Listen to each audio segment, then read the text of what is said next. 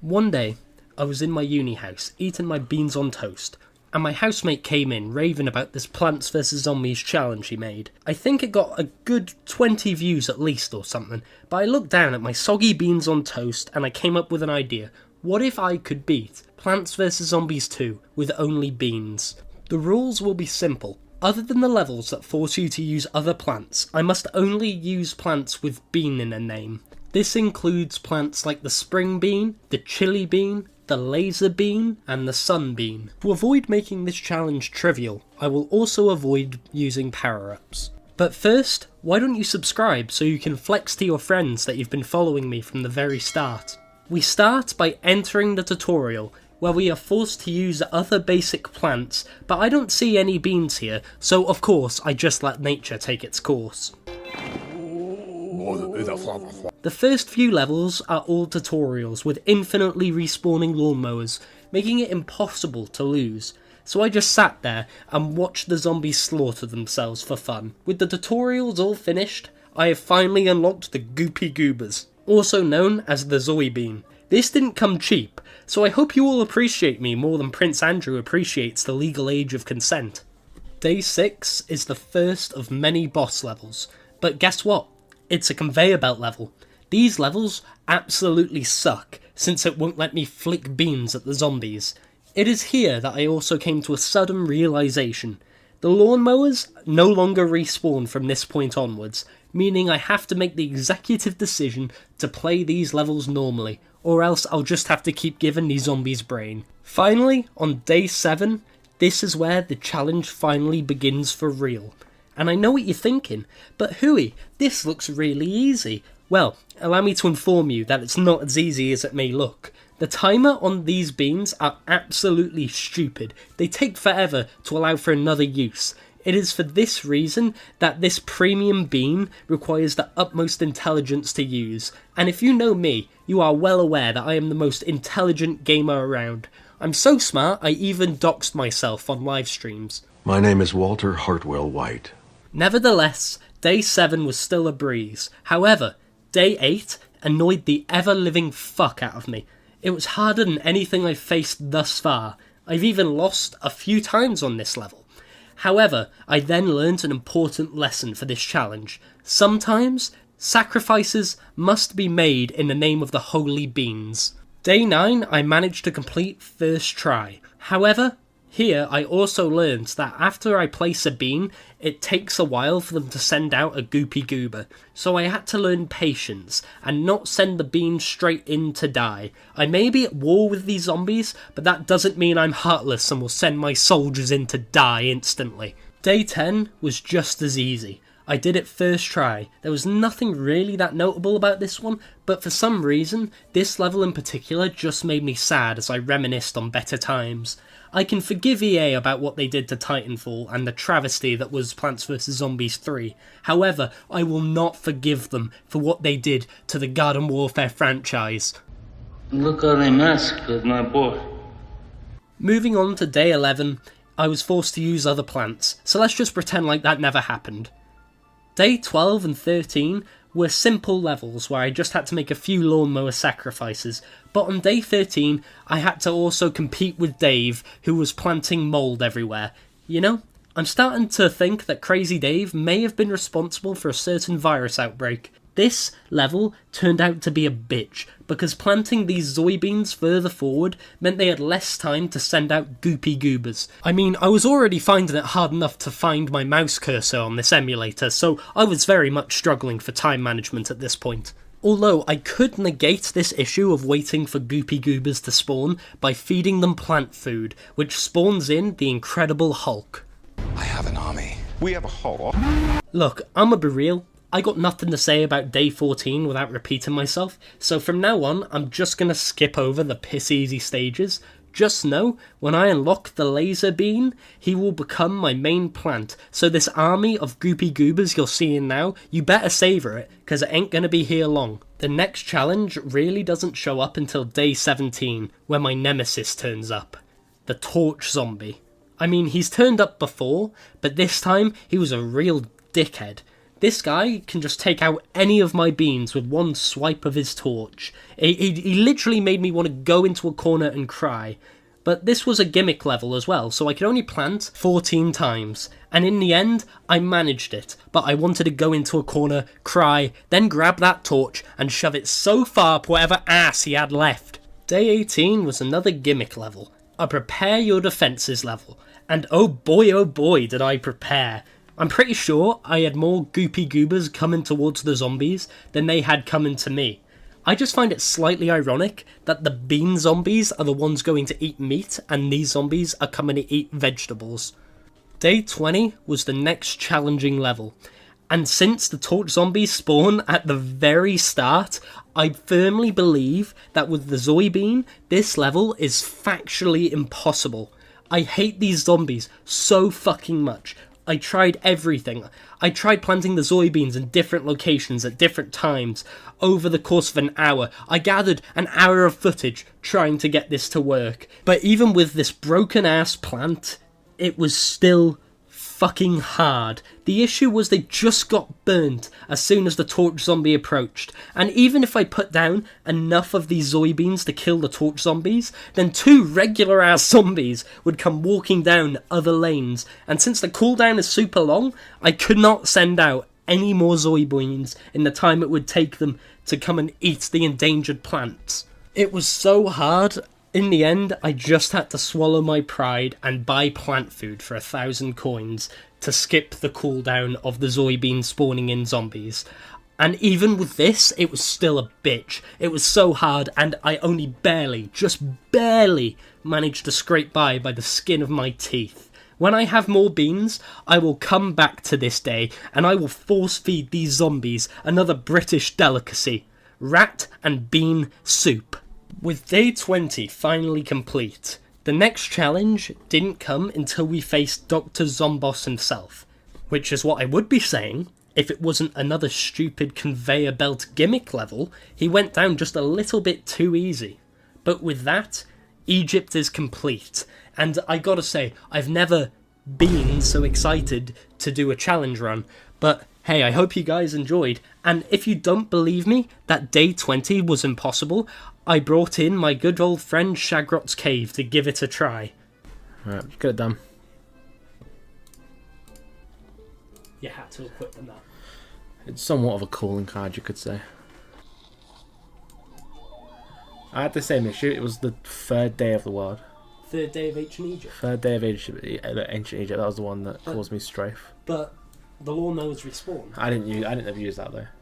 I guess you could say you could have been more prepared. Oh, shut the fuck up. We had some. Yeah, okay. There's not a chance. He doesn't even come on the screen yet. Impossible. No. When Huey told me he couldn't beat this level, I called him a. But no. Do you know what? That's not possible. Say the line. This level's nuts. There we go. The challenge continues in Pirate Seas, where we start off where we left, with the Zoe Bean carrying my ass through this entire challenge. Day 1 starts off piss easy, with the only thing notable being the introduction of the swinging zombie coming in to flick my bean.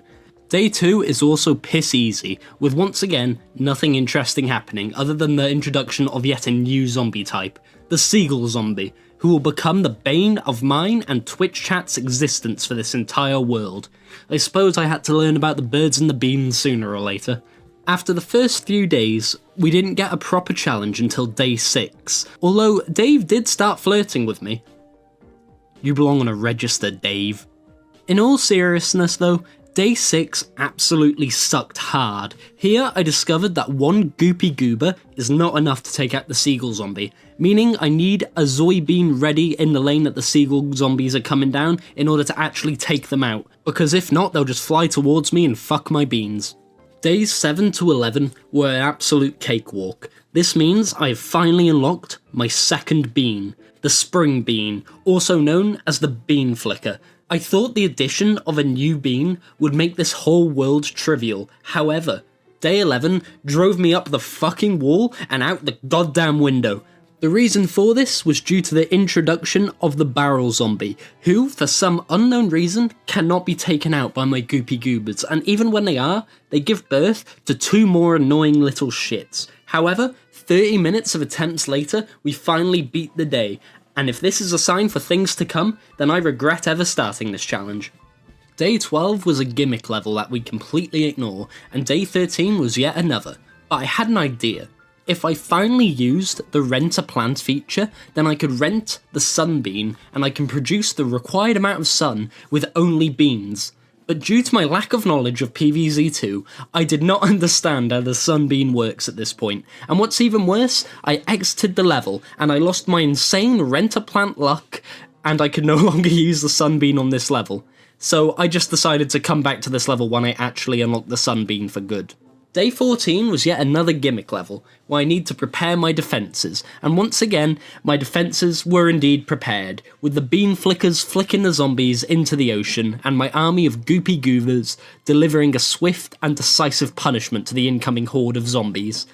At the end of this day, we also unlocked the three-peater, who was completely useless to this challenge. However, Shagrot did inform me that there is a very specific piece of three-peater art on the internet that I wish I could unsee. Thanks, Shagrot. Now is also a good time to mention that this whole world was streamed over at twitch.tv/Huey, so come on in and join the fun and watch my suffering live. Day 15.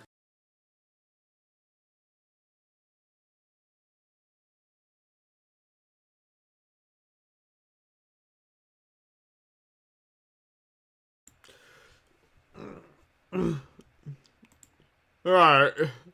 Sorry, guys.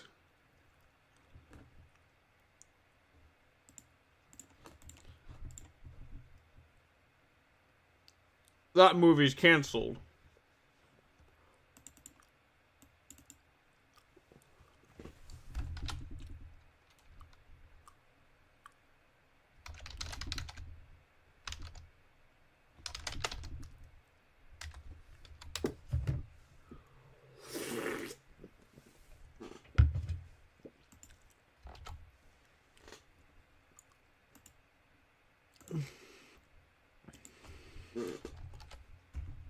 Alright, but now actually, we're going to be doing some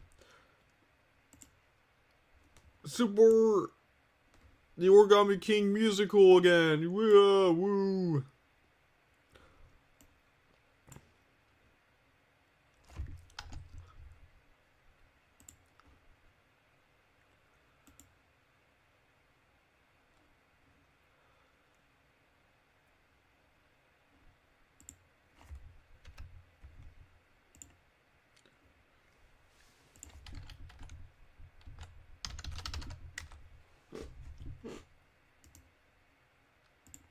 Let me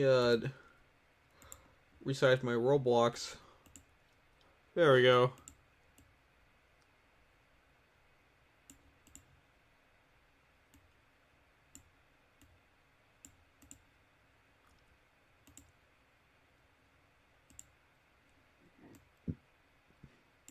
Excuse me again.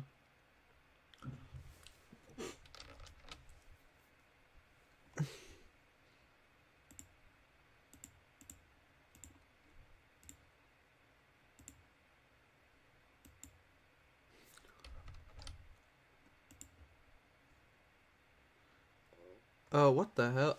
Huh? Did this page crash? Okay, there we go.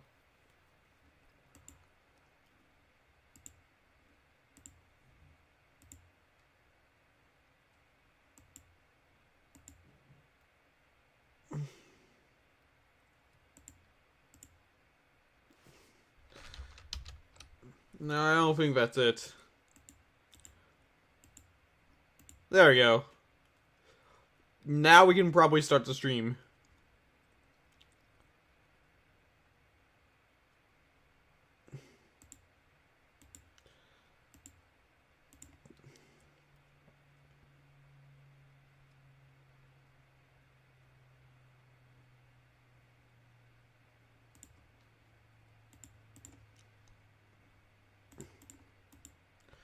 Alright, with that said, let's do this. It's 3, 2, 1, go! Greetings, Origami King fans. Welcome to Origami King, It's the musical, 3. once again. But before I start, what is that, like- the only redeeming quality, or rather the only actor who tried in Batman and Robin, was Michael Something Gough about Batman and Michael Robin? Gough did a splendid I think I job remember that of from voicing last stream, Alfred, but- and his performance was spot on. But seriously, I don't George Clooney didn't even try. think that's Chris O'Donnell didn't even that's try. related Uma to Thurman didn't Paper even try. Mario Alicia the Silverstone Origami didn't even King. try. Not even Arnold Schwarzenegger tried either. I don't know what film is worse, Batman and Robin or Fantastic Four. I meant Fan Four Stick. Yes, I said Fan Four Stick because the 4 is in the middle of the title. It's not called Fantastic Four. It's Fan Four Stick. But anyways, I'm back again, and about time too, because Act 4 is finally finished. And of course, there'll be That's more why I brought on up the Fan way, 4 just like Stick. the previous 3 acts. Okay. Later on, you will find out that the characters each have a despised film of all time. Oh, cool. So anyway, We get to without learn further about the ado, let's get lore. started. Let's go.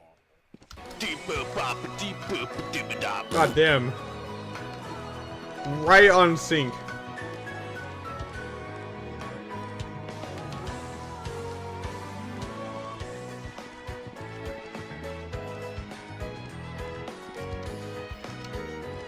But yeah, this one's a lost cause.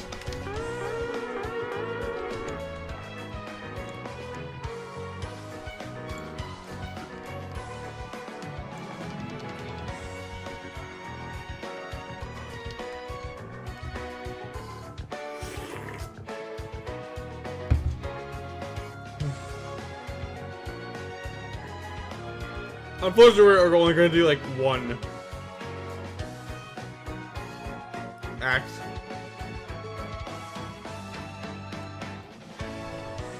Jesus Christ, this is a long ass intro.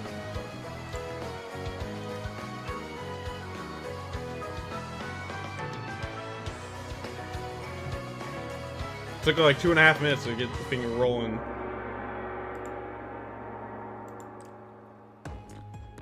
Took like 2.5 minutes. I am upset. 3 Okay. of my stationary members are gone. Mario and my sister are going That's our reset. to pay for this. But in the meantime, I will watch a Hotel Mario video.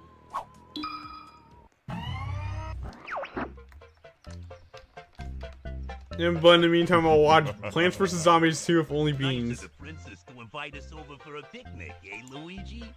I hope she made lots of spaghetti. What is going on? Oh, okay, bro, already, it hasn't been like 5 minutes. Why did I just get rickrolled? Dude, literally... Damn, my lord. That was a good one. I will admit that. Dude, that was funny. literally just a And way better copyright than music jump scare. Batman and Robin. Batman... Yeah, he that hates movie. Batman and Robin because... And it is my most despised film of all time. I want to fold it and I literally just can't so move. bad. Anyway. When does he mention like Modern Family that Guy or he something? messed with the family, so he messed with me. Good luck, and try roasting him really hard. With pleasure. Hail King Ollie. Hail the Origami King. Very soon, it will be yours. We now return. You two poop. You know, what the hell happened to my underwear? They're all stretched out. Family Guy! Out of my house! Ugly can't stop the girls in my head. What? Also, isn't that Rosalina is fun and Rosalina is hot? Well, he said the thing, yeah. He referenced Modern Family Guy. Guy. Alright. I was like, oh no! This is Modern Family Guy! I can tell. Professor, are you okay? That's it. The sun is the key. You must go there now. Oh, okay. You know, that makes sense. The sun. Huh. Ah, so this is the place. Oh no! Yikes! He's trapped in the ice! He's trapped in the ice! Maybe we could use that to save him. Great idea. You can turn into a ho-oh again.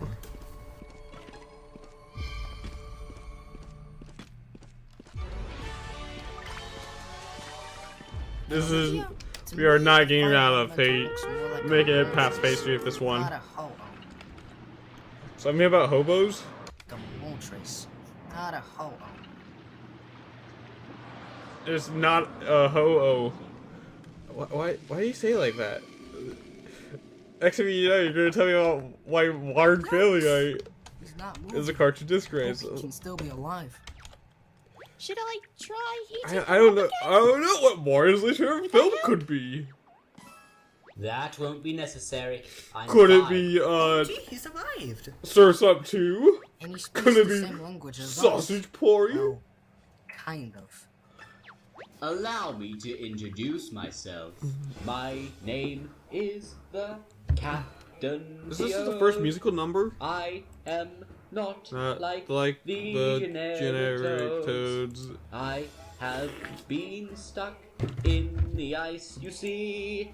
Bean. Thanks to you guys, now I am so free. I've been wanting to ask you this for a while. How do you take your coffee? Cream and free sugars. OMG. It's my full imagination. So, I heard you have been through the Temple of Shrooms. Reminds me of the first two legendary mummy movies. OMG, I love those first two mummy movies. So Mario doesn't like the mummy movies. Was a masterpiece. The third one was mediocre. The Clues versions sucked a lot. Why are you talking? That version blows a lot. Whoa! Get out! Get away from the mic! Whoa! Calm down, bro. Batman and Robin. Batman and Robin. Why did I say Batman? Why you sound like Sadie Cheeks? It's so cold in here. I can't. Yeah, when you talk about Batman and Robin, you get the chills. Awkward. God damn it, Mr. Freeze. That's indeed my name, Captain. We're gonna kill all the characters in Sausage Party. I was trapped in the ice. This is not a verse.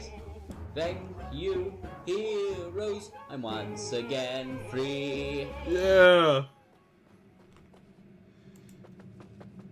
Well, unfortunately for me, I have studies to do. So good luck on your quest. See you later, Mario. You too, Olivia. I've gotta make him a... Thank you for all your help, Professor. You were great. Speak up, bro.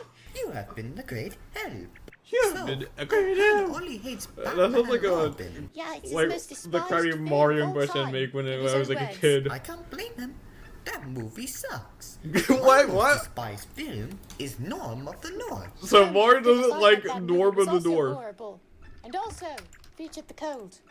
Why are cold movies so hard? I smashed that movie so many times. Oh, yo, lore versus the lore of the North.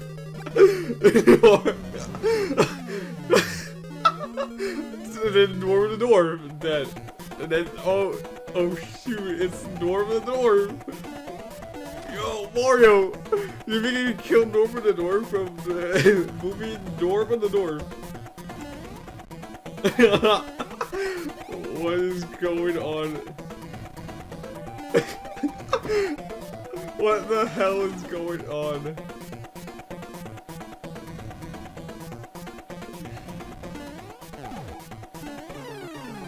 Imagine coming in a stream and seeing this, like, what? You're like, what is going on? Why is there a giant polar bear? PNG? What is going on? And then he poops out Princess Peach. Okay, cool. Oh my goodness. Do you want to hear about Batman and Robin later? Okay. Anyways, let's head back to Toad Town. Let's go. So, do you have any idea where the Purple Streamer is, Mario? Because I have no idea where it could be. Imagine you're like playing Battlefront. You're like, God damn it. And then the soldier's like, God damn it, I hate Artemis Fowl. Nice. And it just like rants about Artemis Fowl for no reason. Hello again, Mario. Oh, hello there. Can you take Olivia and I to the Great Sea, please? This time, we are trying to follow the Purple Streamer. Sure. Oh, this is so exciting. I'll get to go on a boat.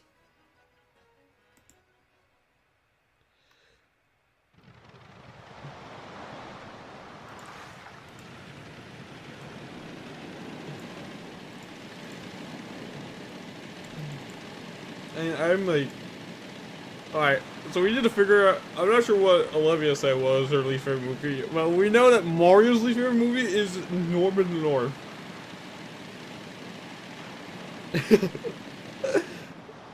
Bowser's probably Sausage Party. King Ollie is like Batman and Robin. Hold it! I can go through the log. Oh man, that sucks. If only we had a sea chart. By the way, have you guys ever heard of Captain Toad? Yeah, we met him. He's waiting to give us a sea chart at the museum. He's nice. Dude, can we move like at all? Wow, you must be joking. Nope. Well, let's head back to the museum.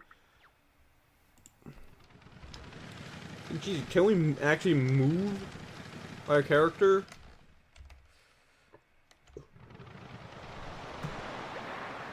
Return to town, yes.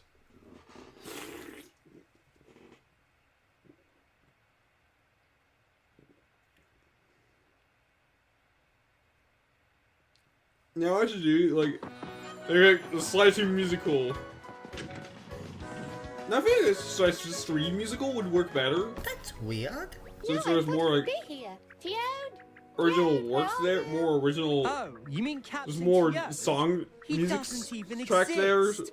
there. There's more like in-game music there, so. Excuse 3 just me, works sir. better. Did you read the sign? It says no piloting. Like, and then like the slide just talks trash about the Borderlands movie. We were just talking about you. Well, the Borderlands movie is absolute garbage. Yeah, and I also hate Harold and the Purple Crayon. What the hell is a purple crayon? Now we can set sail. Let me join you, and I will take the mariner with me. Hey! But that is the main attraction!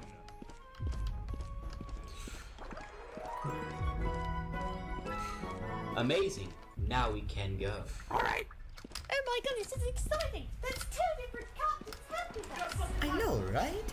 Anyways, let's go.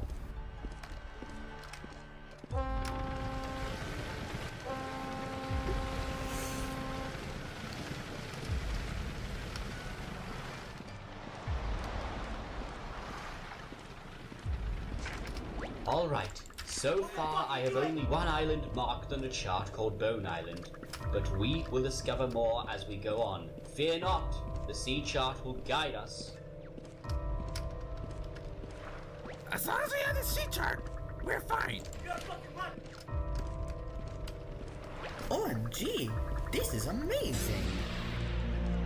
Bonehead Island, here we come!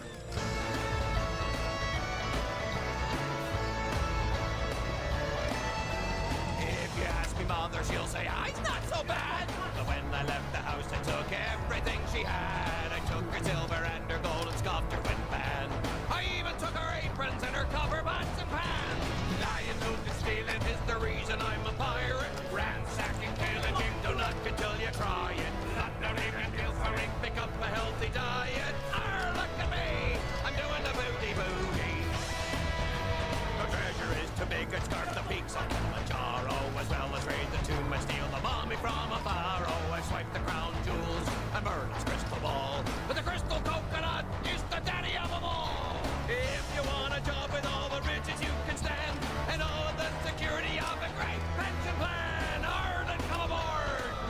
No, garbage run. Yeah, that was a garbage run.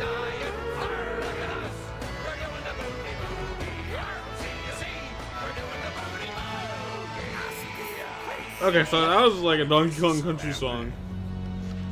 Alright then, let's go. Here we go.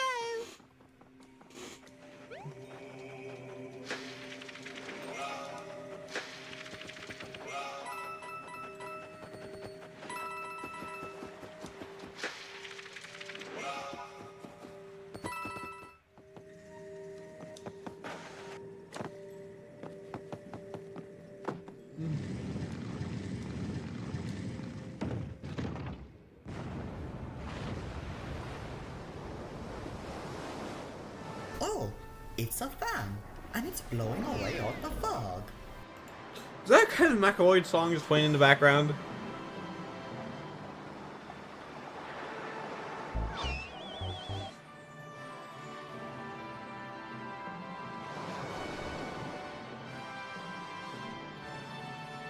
Yay! Now we can explore more because we found a fan.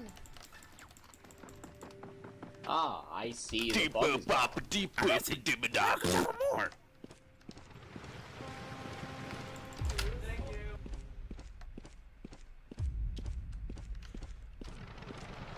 I'm so excited to see the sea. Me too. Let's go have some fun.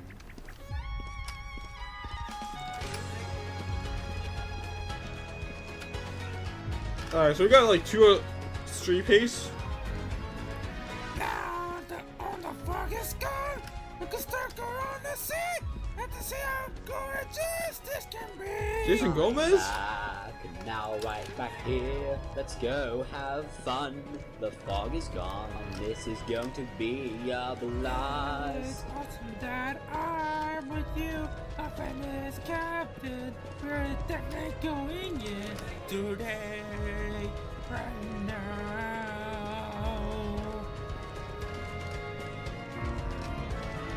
That's right, places to go, things we don't know.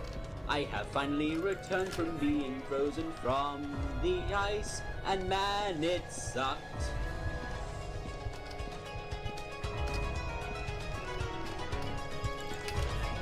Oh wait, this is it. I was in on the mountain, next to those two I can finally travel in. The sea chart will guide us. Head to places that we must. Yeah, this it is going to be so sucked. fun. Keep on Dude, going. that was like We PB are page. done. What the hell? Here we What was like go. page 7? Let's go. What the hell was page 7? We didn't get page 7 spawn either. Three streamers taken down. Three streamers only did. have Yeah, two more.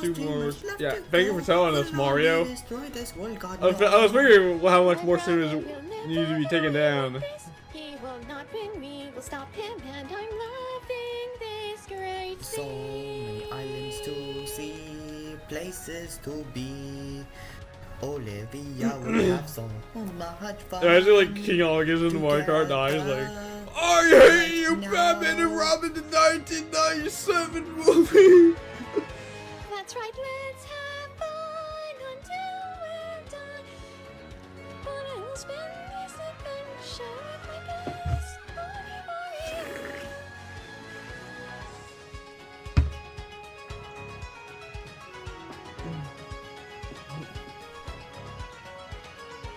It's been a fantastic journey so far, and Bobby will hold I thought Morrison the F word. our heart.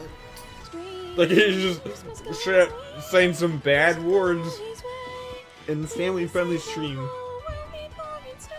Even though like King Ollie just called Rosie a bot. Deep boop bop deep boop dibba dop. Let's go save the world. Oh, cool duet.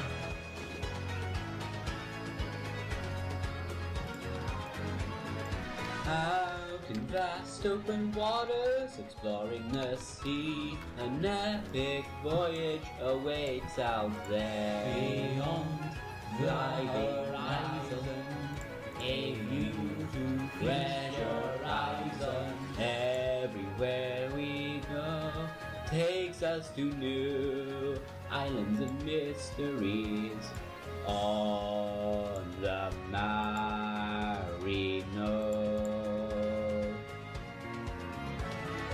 Hold tight, Mario, watch out for waves of minions of Origami Land. Ahoy, this is our voyage. Many riddles, many an island, many clues. Many? We will find. Follow the trail to the. If I said Manny from freaking Diary of a Wimpy Kid. Manny's on the shooting rampage. And I can't move. Exploring the great sea. Great sea.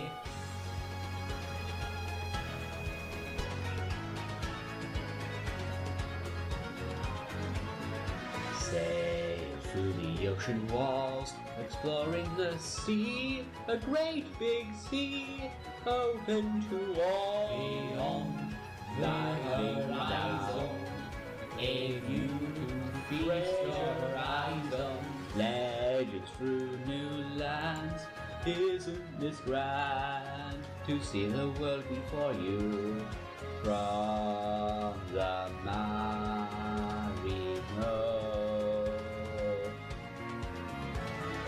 What a wondrous view, let joy take flight, set your mind free true.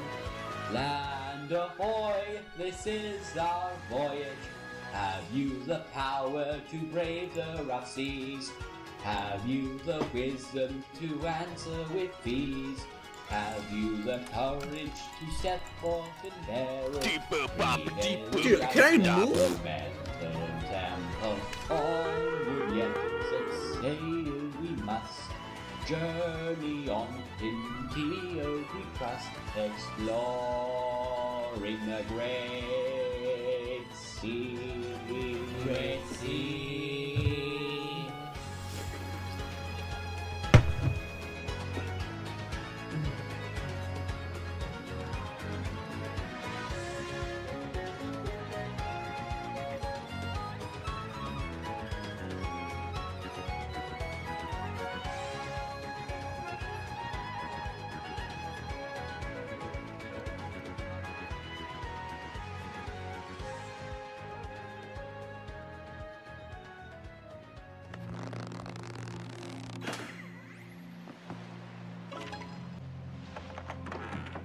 Congratulations.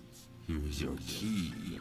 It's just a note. Well, that's underwhelming. Wait. It's from Luigi. Wow! I did not see that coming. But yet I kind of did at the same time.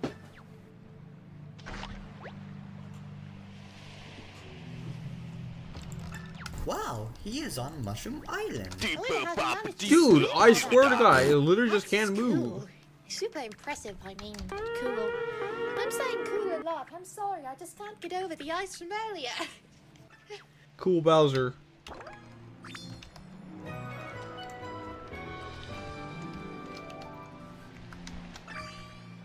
Me too.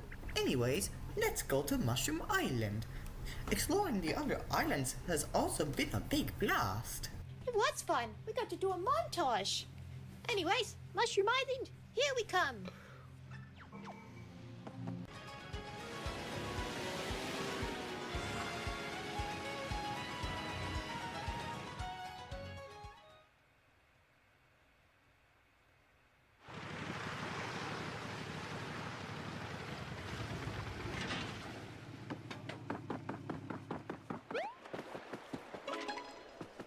Oh my, there is so much ice. Hey look, another magic circle. Oh nice.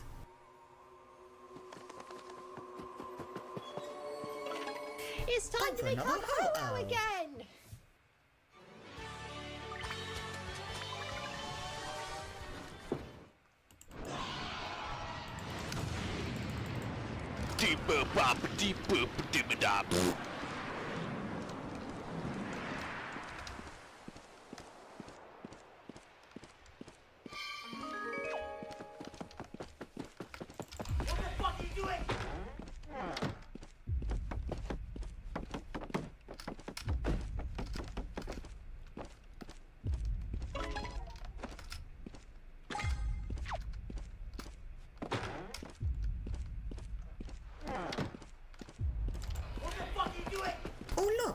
is Luigi. Hello, Luigi. What are you doing napping back here? Hello, Mario. Oh, hey, bro. Hey, Olivia. I was wondering when you both got here. How did you get here? It was hard. I had to swim. There's a long and awesome I story. found the key to Peach's castle. Hi. Lotus, and also Lotus, he doesn't have any gum. A diamond key? We might need So this, he needs your gum. Oh, man, I feel so bad. Oh, Luigi. Oh, dear sweet Luigi. We might need this key, but it's sadly not the right key to Peach's castle. Huh? Oh. Say what? What? Wrong again? I thought I got it this time. Good to say, you live in a very cute house, Luigi. Oh, I don't live here. I guess we should just thank whoever does live here. Sure. Oh, great idea. Let's go! Okie dokie.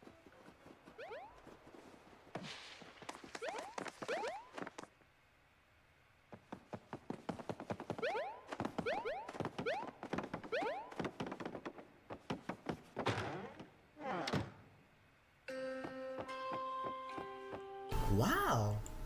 There's origami everywhere. Wow, honestly, feels like a lifetime ago since I've been here. But it's good to be home.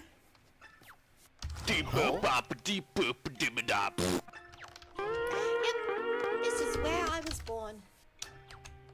I was folded by my brother. He was very skilled with origami. He folded me so well that I can talk and dance and talk and float and talk. I like to talk. It's great to be here. It's not been a year.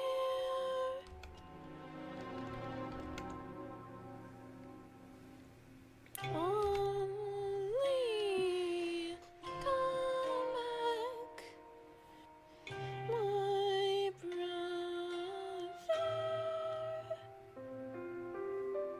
I still love you, and I miss you.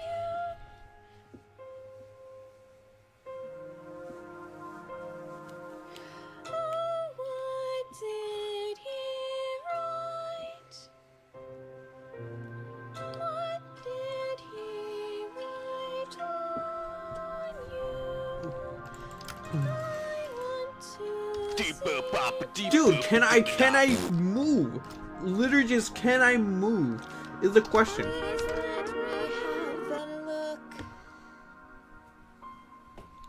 Wow. That was sad. I feel like crying again.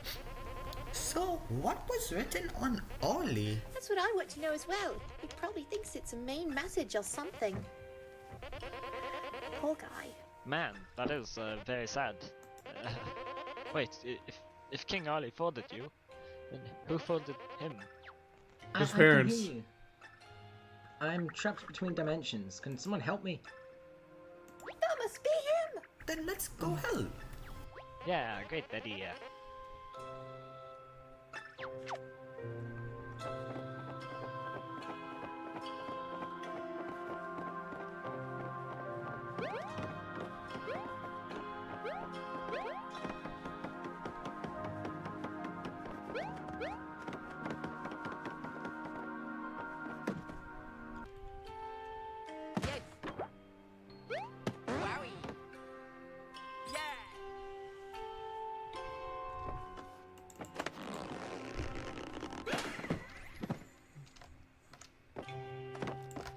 deep boop bop deep Dude, boop literally dibba dop. every time I can't move.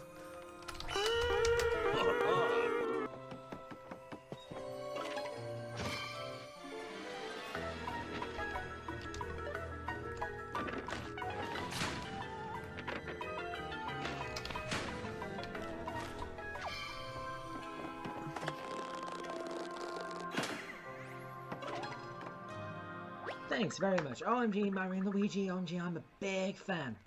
Wait, Olivia, is that really you? Yes, it's really me. Hello. I thought you were with Ollie. I was, but it's a long story.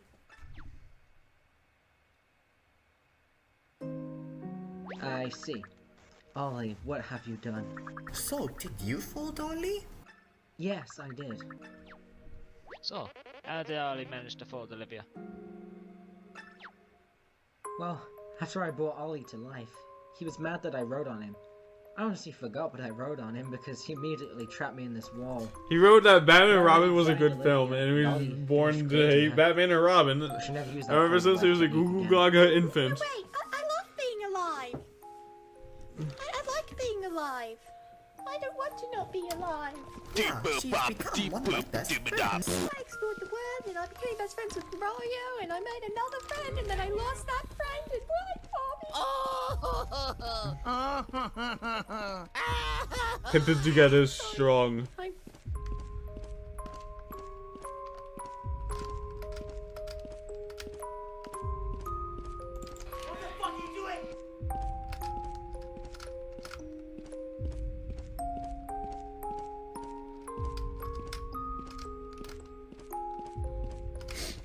I just miss you.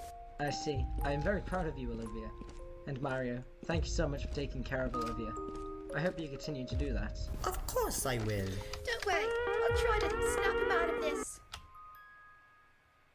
Ollie, what have you done?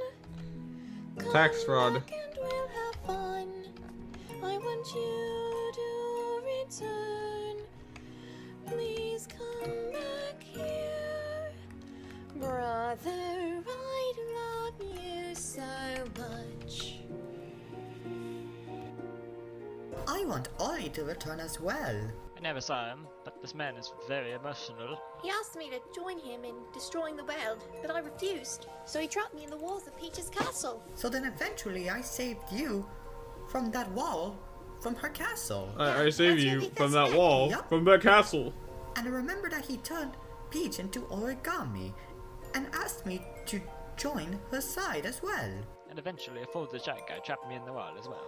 And eventually you guys saved me. Of course. And now back to GLaDOS. Don't believe me? What? Here, I'll put you on. Travis! Took you long enough! That's you. That's how dumb you sound. You've been wrong about every single thing you've ever done. What is including this? Is thing. this about the You're not stupid smart. No More You're not a Heroes guy? scientist. You're not a doctor. You're not even a full-time employee. Where did your life go so wrong? I hate you. Are you trying to escape?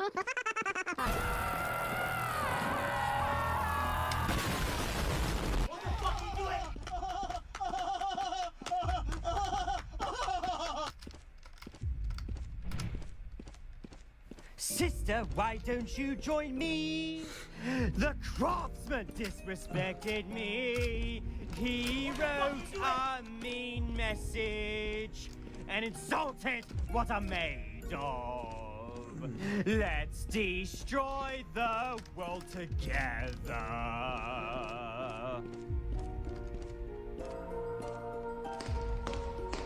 Nope. I can't believe my sister betrayed me and I'm teamed up teamed with up with Mario. Mario. I will have to do something bad to her again if she doesn't join me. Sister, I love you very much, but you must join me. The craftsman wrote a very mean message to me. He disrespected my kind.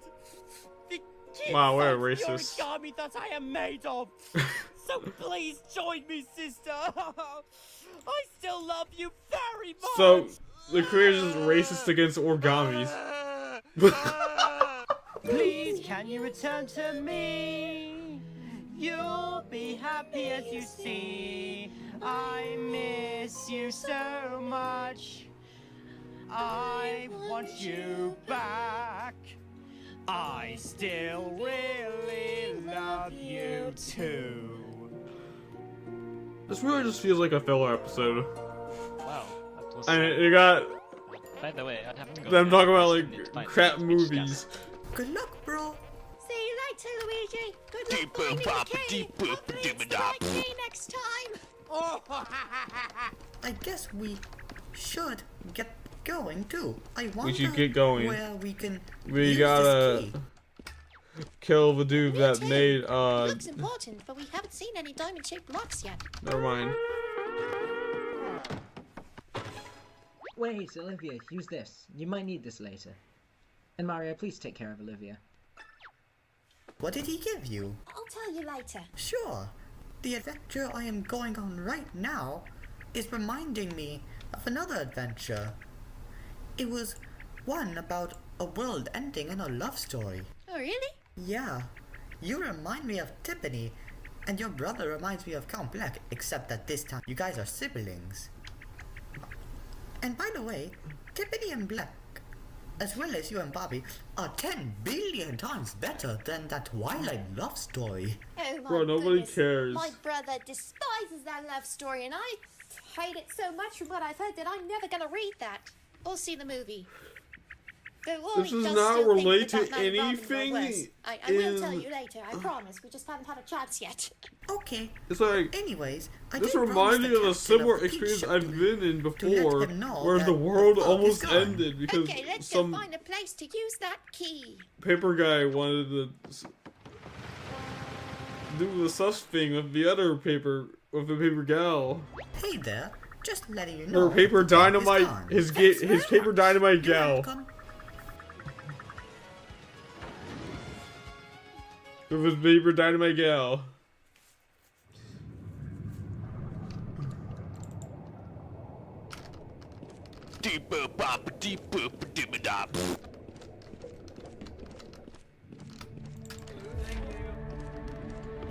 Oh, this looks so pretty. I know, right?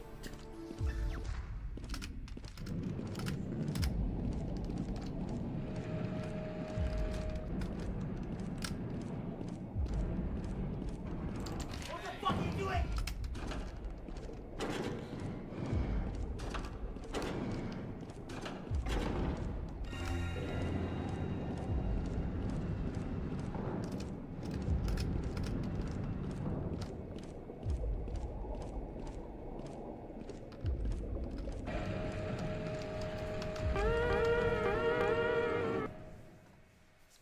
Oh, we're only halfway done of the act. Yeah, this one's like really short. I mean, it's a blessing in disguise, but the next one is like the longest of the bunch, with like 104 minutes. I will just wait here. Fine with me. Welcome to Diamond Island. Okay, so yeah, we got Hammer game back into the house. We trust the trust power, wisdom, and With all the two. Get a prize if you win. Good. Ooh, this does sound like fun. Yup, it does. I think we should check out that ice area first, though. Sure, fine with me.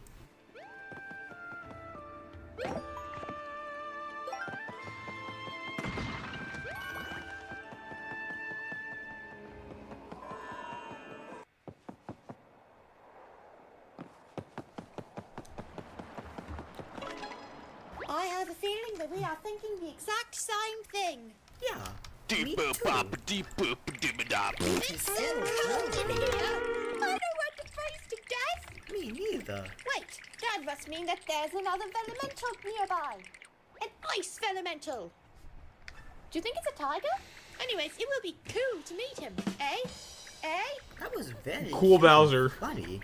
Anyways, this does remind me of something. It's the Batman and Robin stuff again. Is it Mr. Freeze's horror? Mr. Freeze! Yay! Oh, Mr. Freeze! Ollie hates Mr. Freeze more than any other villain in any other media ever. He despises Mr. Freeze. Yeah, this is essential plot information. What is going on? Brother, are you ranting about Batman and Robin again? Of course I am! Yeah. This movie blows! It sucks! It sucks! I hate it! I hate it! I hate it! I just want to destroy it with everything I can do! I can tell. I haven't even seen that many Batman films. Like, I've literally only seen one. It was a Lego one. Another Lego one. But anyways, I can already dislike this from what I'm seeing. And don't even get me started on the characters! George Clooney is a great actor, but a horrible Deep boop, Batman. bop, deep boop, When he dip, said, dop. "I freeze a Batman," it looks like he was reading from the script. I know, I heard that he even admitted how he hated that role. Me too. They realized how short this episode was, so they just inserted so much filler into it. So messed up Barbara Like, as well. King Ollie ranting about Batman and Robin.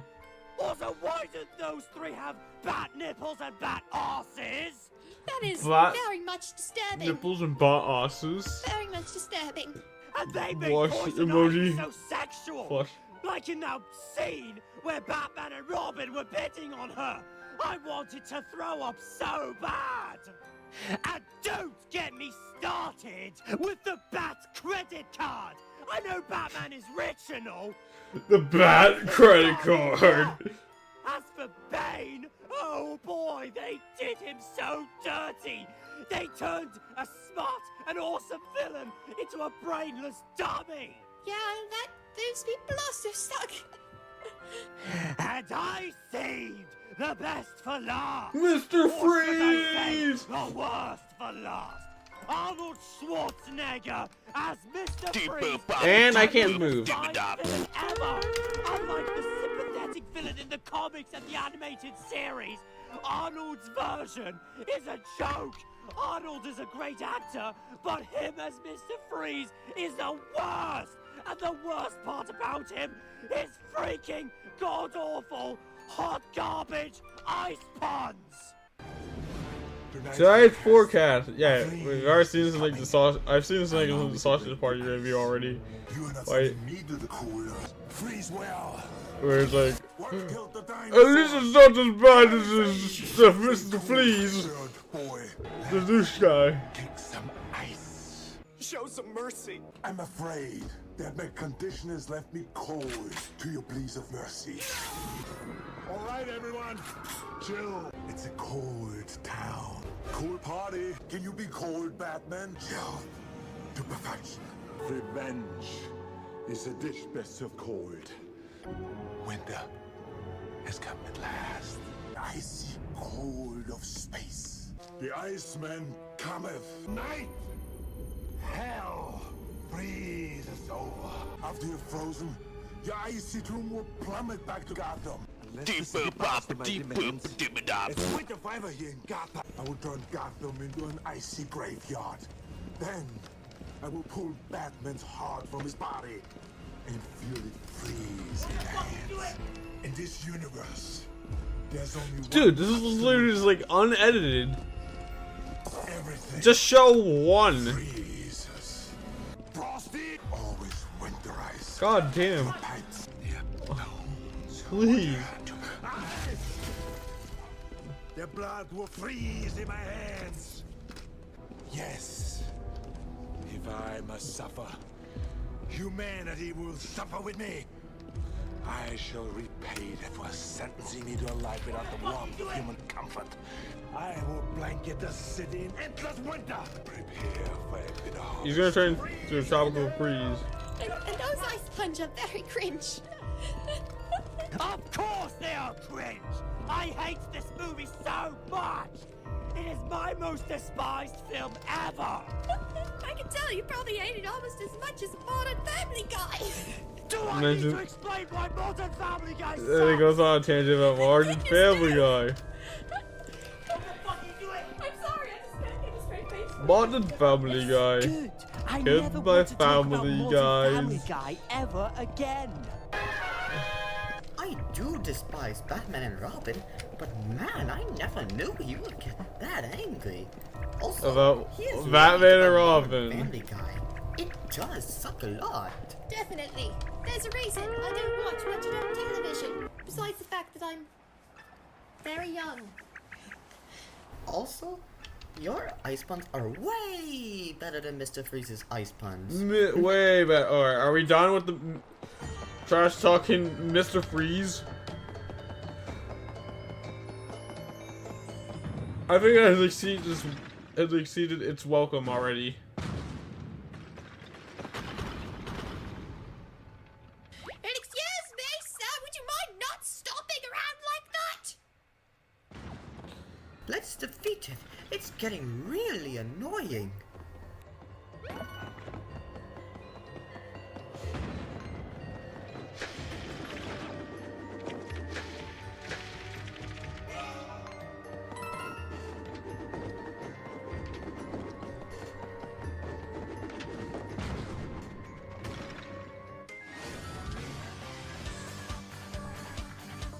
Yo, a musical number? No. Just call it like what if Mario the Origami King? And crappy fan dub. Just call it like a Mario Origami King fan dub. You even need to call it a musical. Just call it a fan dub. It'd be more believable that way. Like half of it is just false information because half of it is not even musical. It's just nonsense.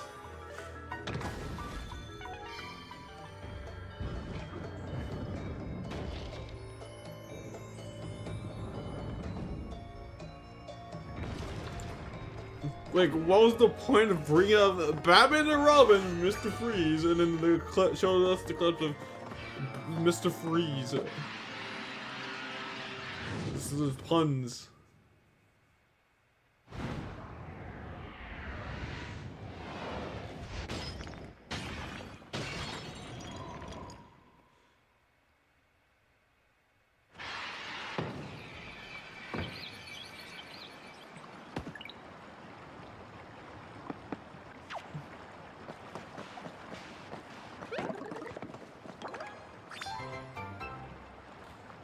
Yeah.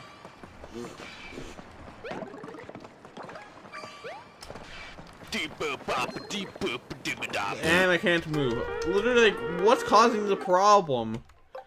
Does the game hate me or something?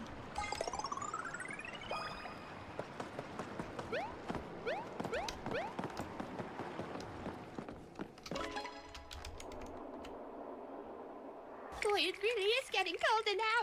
Super cold. Yeah, it is. Olivia, look out! Brian, look out! No problem. Go, Brian! We're gonna get like one mention of Modern Family Guy to make extra clarifying, like he always hates Modern Family Guy. Chinese folklore myth reference. Maybe it was Japanese, I can't remember which. Some form of Oriental culture thing. I can't remember off the top of my head. Anyway, sorry, that was distracting. Time to fight a polar bear!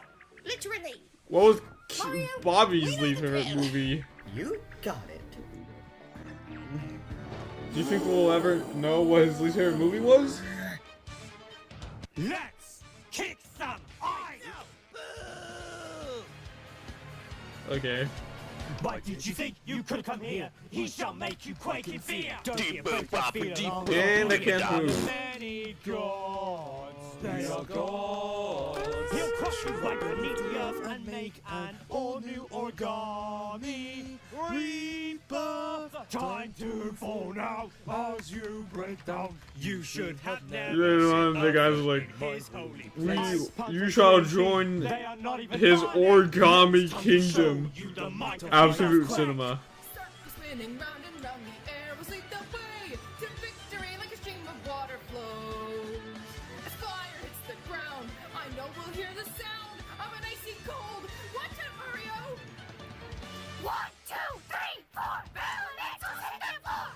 Bear the cold until you fold as you stand there and quiver and shiver until you have dropped. Now it's time to be a glacier. We are way more stronger. This is when I listen to when I think it's the mashup guy. Slash and miss, and I'll never hit you with his ice beam. Hit or miss. I guess they never miss, huh? Alright, Mario. These guys may be ancient, but they've never seen anything like this before. Now, it's time to use our 1,000-fold arm technique!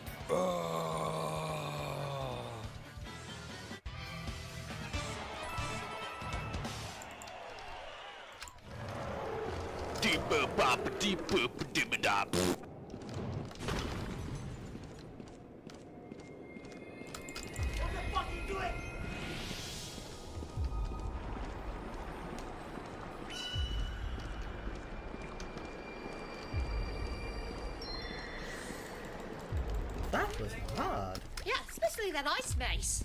That was hard. Anyways, I guess you know what to do. Yep, it's time to learn how to turn into a bear. If you need Turn it into Freddy Fazbear. Turn into the ice elemental.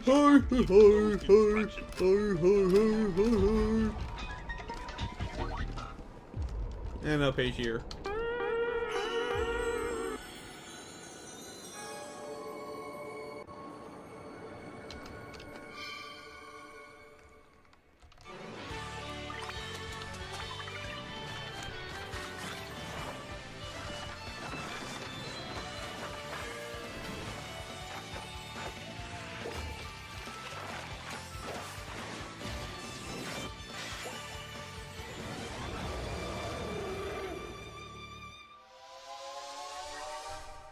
I know I said this many times, but once again, you look amazing. Thank you once again.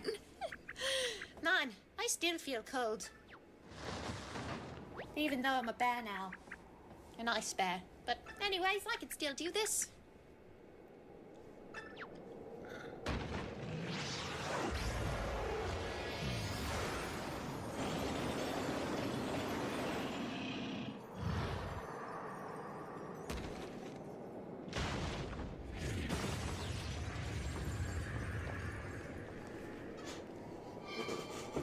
Anyways, now we can get out. Yep.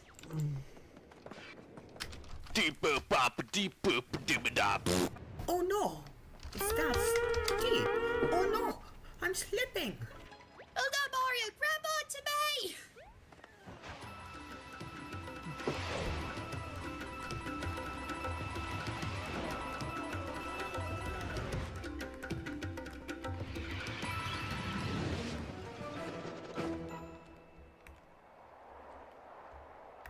That was fun. And we skip the landing!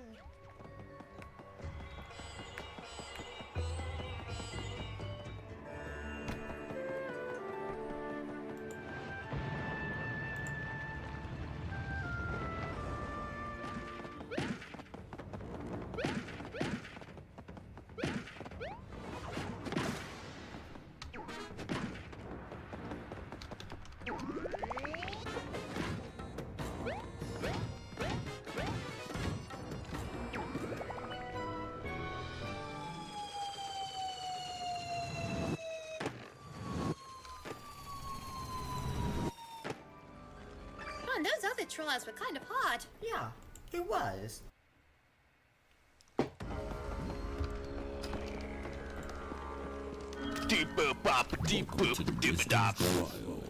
Where you will answer questions and pick the path you think is the right answer.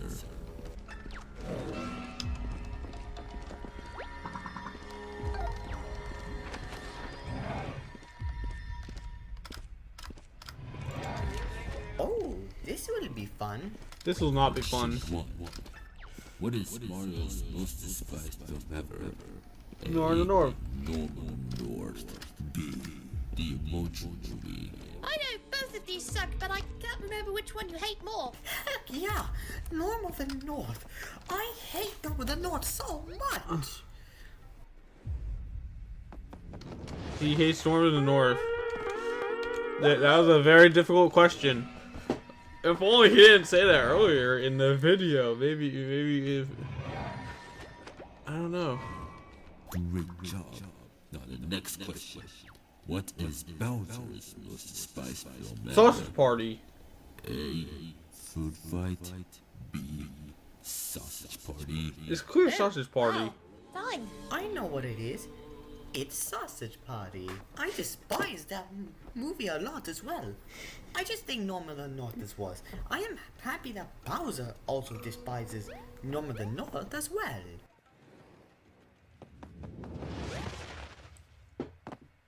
Oh yeah! Correct.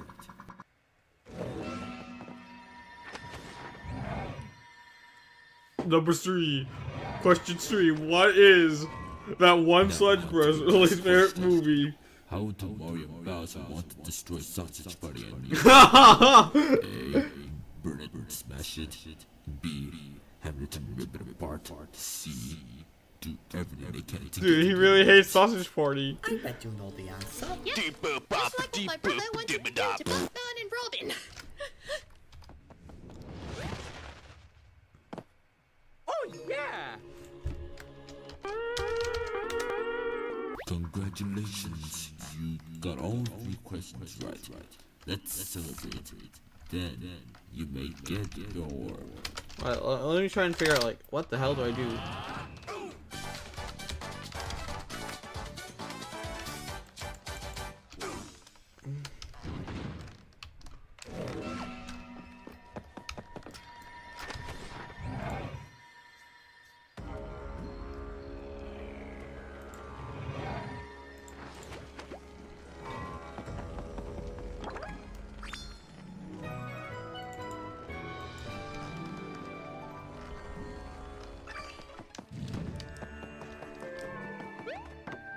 Man, that was hard. And it was the best one. Yeah, it was. By the way, I also set Norma the North into a sun and into a black hole once. That's so funny. That wasn't funny. Goodness, that's so funny. I know, right? Then, like, we get a lore of how Mario killed Norma of the North.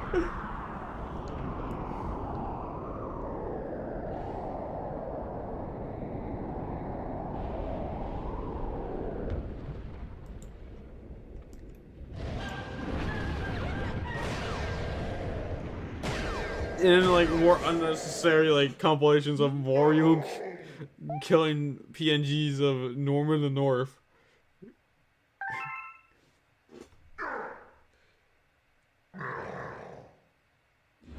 Dies.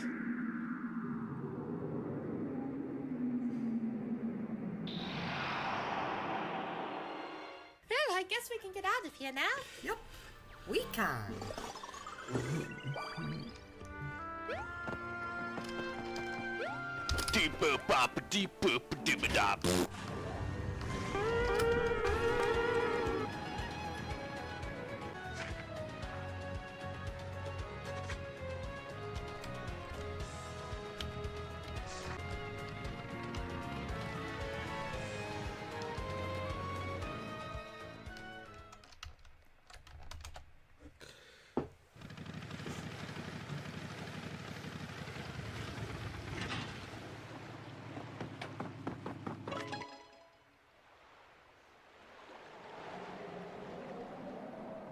Wow, so this is where the streamer is. It goes so high up.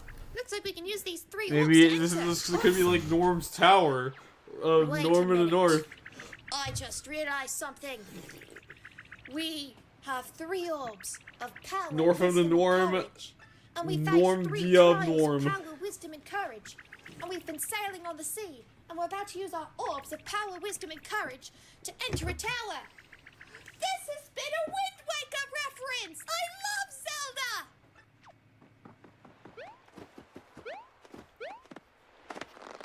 I literally knew that Bowser's Leisure me was Sausage Party because I watched the Tomato's review on Sausage Party. And he like really hates the movie.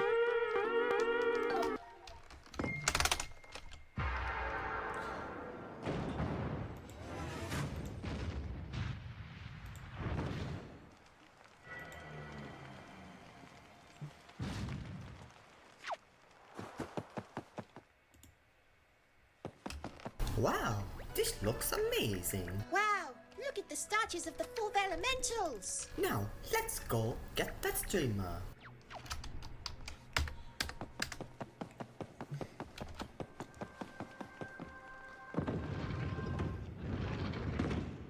This streamer will go.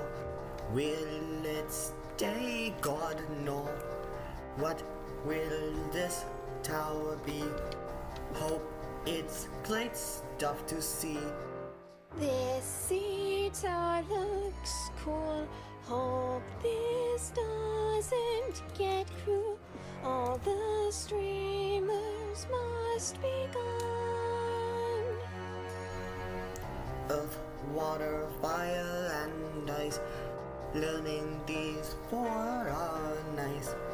We have 4 elementals because we learned the elementals.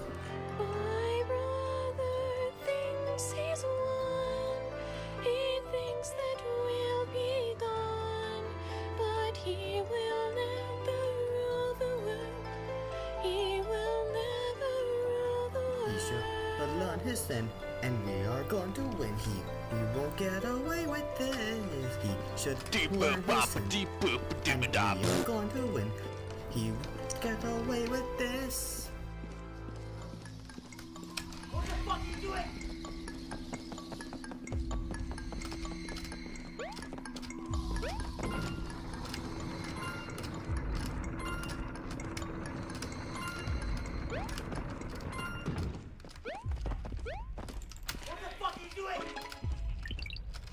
Oh my goodness, what has happened to the toads? The toads have been taped to the wall.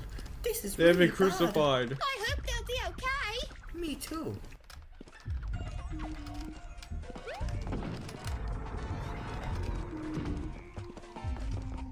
And everyone's dead. Toads taped to the wall. Ollie really hates them all. He also put a rock on me and caused the death of Bobby. Ollie will pay for this. We still miss Bobby. I still think there's good in him. All 4 elementals. Glad we learned the elementals. Glad we know the Latin version. Terra aqua ignis glass, yes. This journey has been fun. It's like we've begun. And why on earth are toads trapped to the wall? This journey's been fun. It's like we've just begun. And why are toads trapped to the wall? We're going very high, high up in the sky. I wonder how high we'll be. I wonder how high we'll Deep boop pop deep boop dibba dop.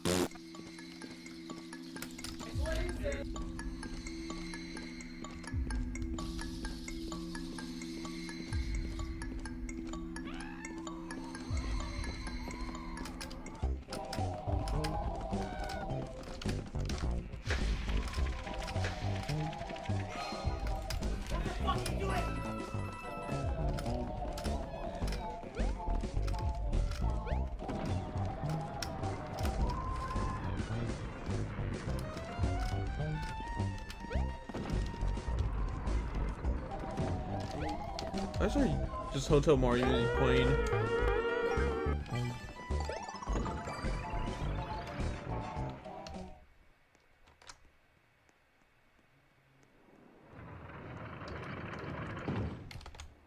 Wow, that was a fun climb.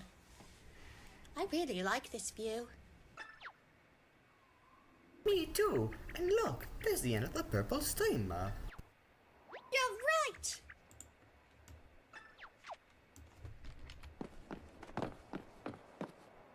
Hey, I'm Alvin here. Who is there? The tape.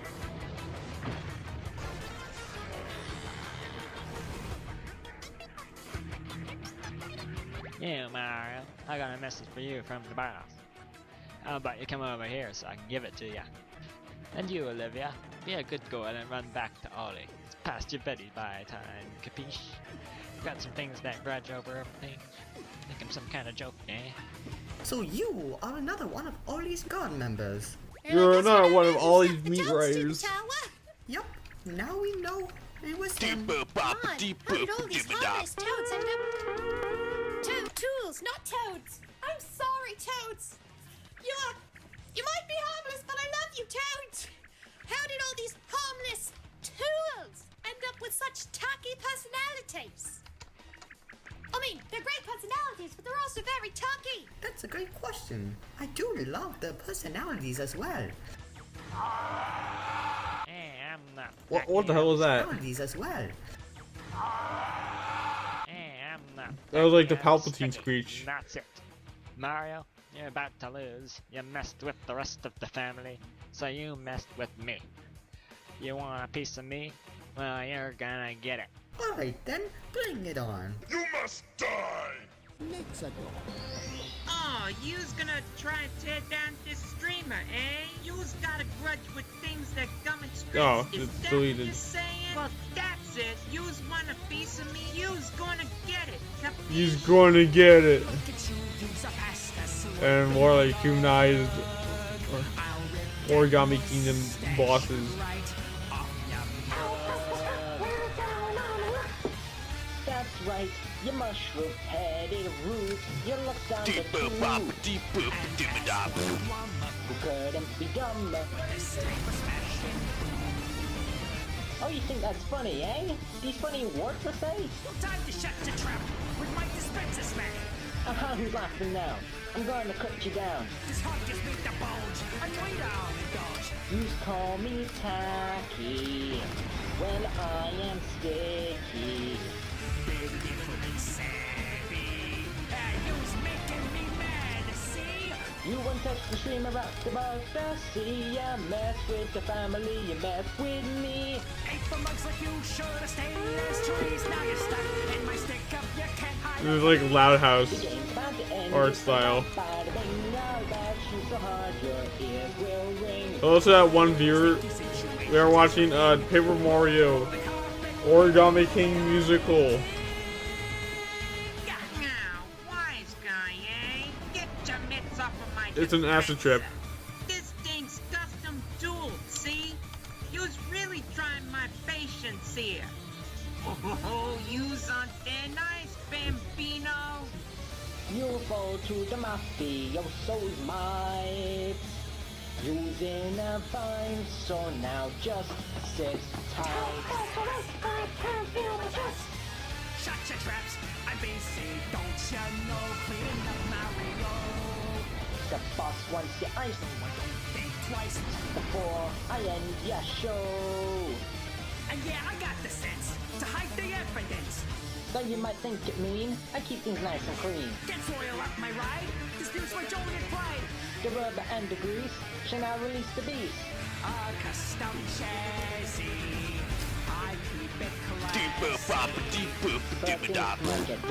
When the plumber I hoist tea. You touch the streamer up above the sea. You mess with the family, you mess with me. Take the mugs like you should have stayed as trees. Now you're stuck in the stick up, you can't hide or flee. The game's about to end just like that. Bada bing, now bash you so hard your ears will ring. Put real sticky situations is the thing.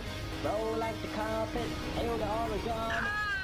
Hey, who told you to roll credits, James? What, you think I'm tacky? You think I'm some kind of point thing here for your amusement? That's it, here's your tacky. I got your tacky right here. If that's how you want it, I might as well dispense with the pleasantries. Time to seal the deal. Now look, you got me playing DOC.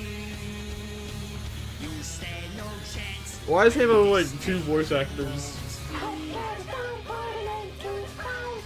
Yeah, like Toad Choir. Be the site of the crime of the century.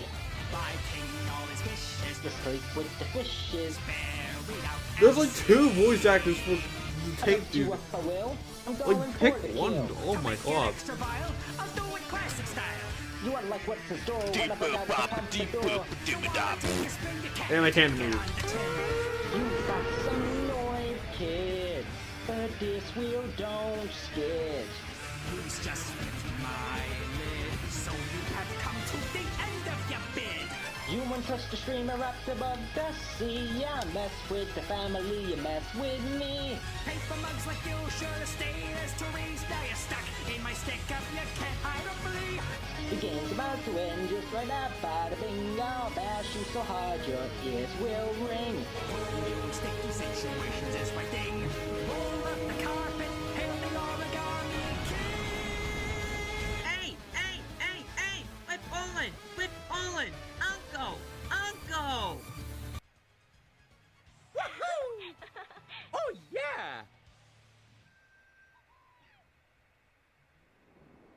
It hurts, it hurts. Don't do this to me. I changed. I won't stick nobody up no more. I swear. I won't crucify any more people, I swear. You gotta do something. You On gotta my avenge end. me. Forget about it.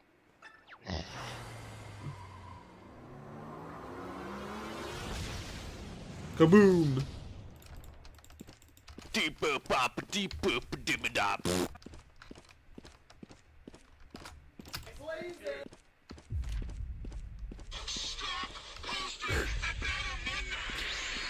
What is going on? Huh? Loser! Denied. Nice try, Like- ass. Like, loser! Stop posting about Among Us? What happened when I wasn't looking?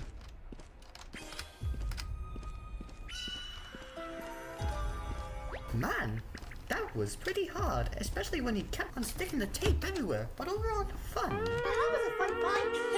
We gotta look.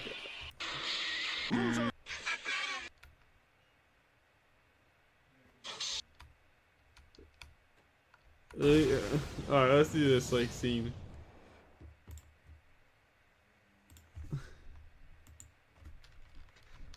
At least I'm not using this. Alright, so like context, this was age like a 10-year-old. Let me see gas. Mario. And explosion. Loser! Denied. Nice try, ass. Yeah, then that said guy also described the person that made this also made a 2.5-hour rant on this guy, and this was included. Man, like, hey, that was pretty hard, please especially when he don't kept on sticking the say tape that everywhere. was garbage, and then like Yeah, that was a fun fight. allow just Anyways, let's get rid of that streamer. concludes Got it.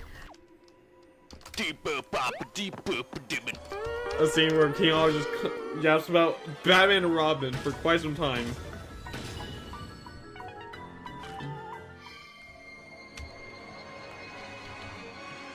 I love your logic.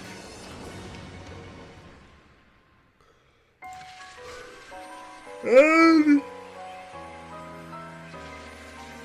the purple streamer goes away, and all that's left is green.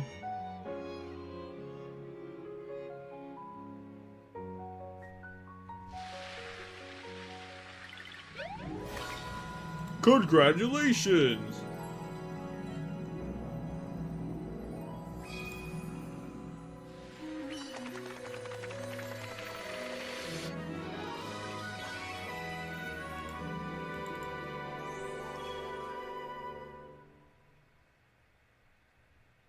Four down, one more to go. It's up there. Oh my goodness, how did you get way up there? Wait a minute. I see 4 statues and 4 magic circles all around us. Maybe they'll help us. Yeah, you're right. Let's do Deep this. boop bop deep boop dim dop.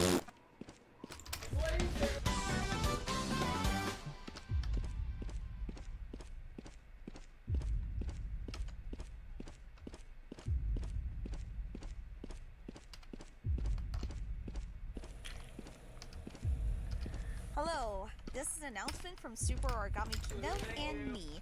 We are so sorry that this act took so long for us to make, but we hope you enjoyed it.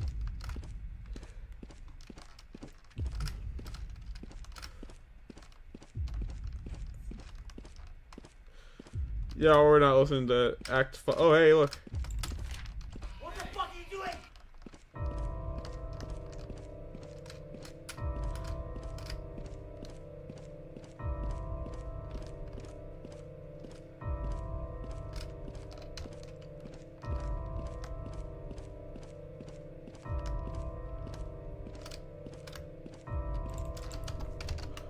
Alright, whatever.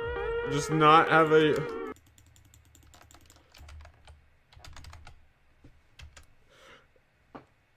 Alright, whatever.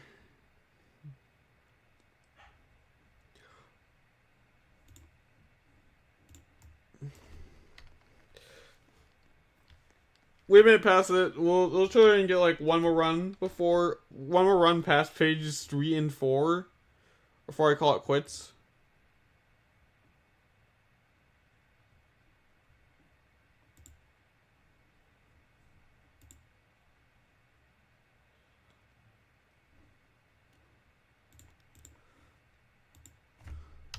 Deeper, papa, deeper.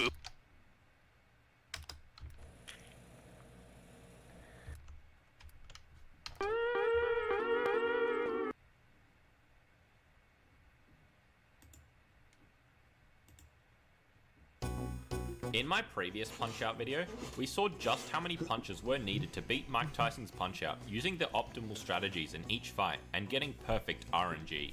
Luckwise, the worst fight in that run was Don Flamenco 2, which required odds of 1 in 32,768. Oh If we god, did end okay. up getting that luck though, it was possible to beat him in just 11 punches. Back in 2013, McHazard unveiled his first TAS of the game, which saw improvements on 8 of the 14 fights and completely blew away every single MTPO speedrunner, which at the time were just Sinister 1 and Zalad 1.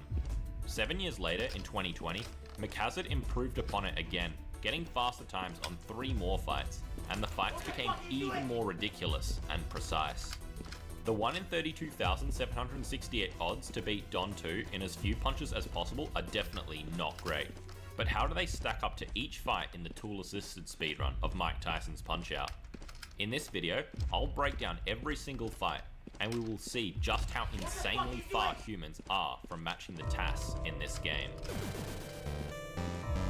Before we begin, I want to go over the timing method briefly. Most games are timed using a real timer, but the general convention in Mike Tyson's Punch-Out is to use the in-game timer. Dude, literally twice in a row, worst case scenario, page 4. To reduce unnecessary randomness. The simplest example of this is when an opponent is getting counted out, and they perform a fake get-up. This sort of time loss adds absolutely nothing difficulty-wise or extra challenge for the player. Yes. So the in-game timer is just much Is it better like for a game Maxi with McCrime? enough Welcome to the RNG, stream. even if there are other quirky things with the clock. There is one other little thing I want to mention about the clock, and that is to do with the decimal value. When you see your final time at the end of the fight, the final time given can only have decimal values of 0.00, 0.25, 0.48, 0.61, 0.82, 0.97, and 0.99. With the exception of 0.99, which is 1 frame, or sometimes 0 frames, all the other decimal values span over several frames. This means it is possible to tie the TAS in most fights without actually playing to the same exact precision of the TAS. Out of the 14 fights in the game, 3 of the fights can be matched to the TAS every single time, as RNG doesn't play a meaningful factor. The first of these fights is Glass Joe.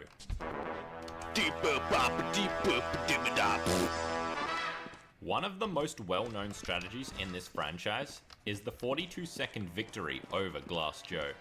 When he backs up to perform his special attack at 40 seconds, there is a 4-frame window where if you land a punch, Glass Joe will be knocked out and you will be awarded the victory. However, to tie the TAS, your punch needs to connect on either one of the first 2 frames of that 4-frame window. If you land on frame 3 or 4, the fight will end with a decimal of 0.25.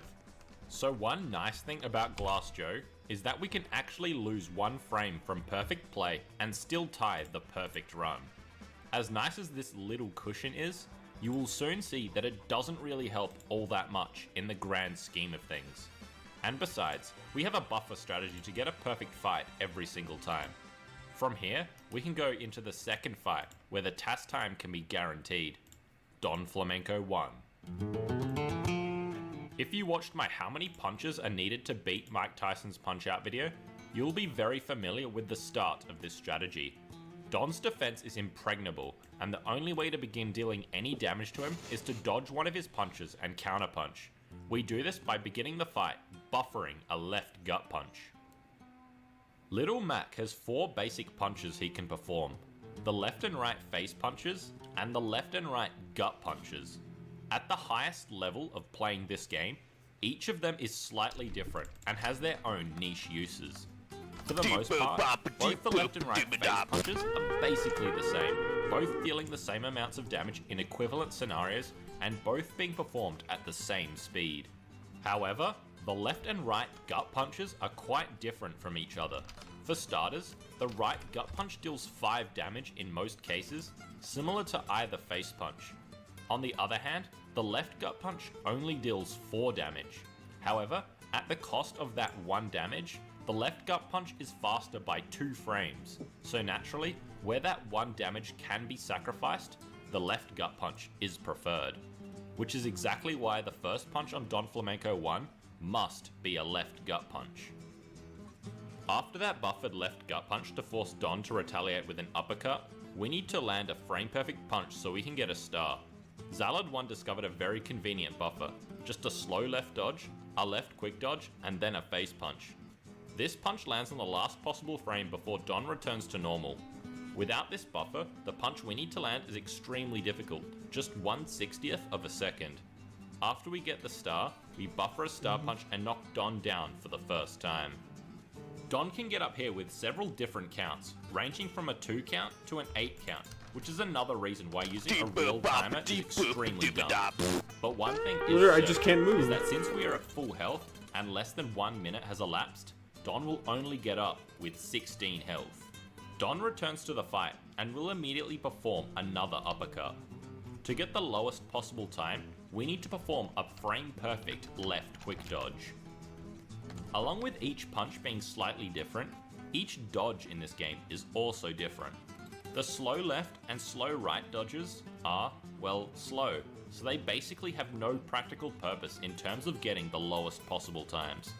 The right quick dodge and left quick dodge look very similar, but going frame by frame, you'll be able to see that the right quick dodge has an additional 2 frames of animation as Matt comes back to the center, and thus, the next move Matt can perform will be 2 frames later.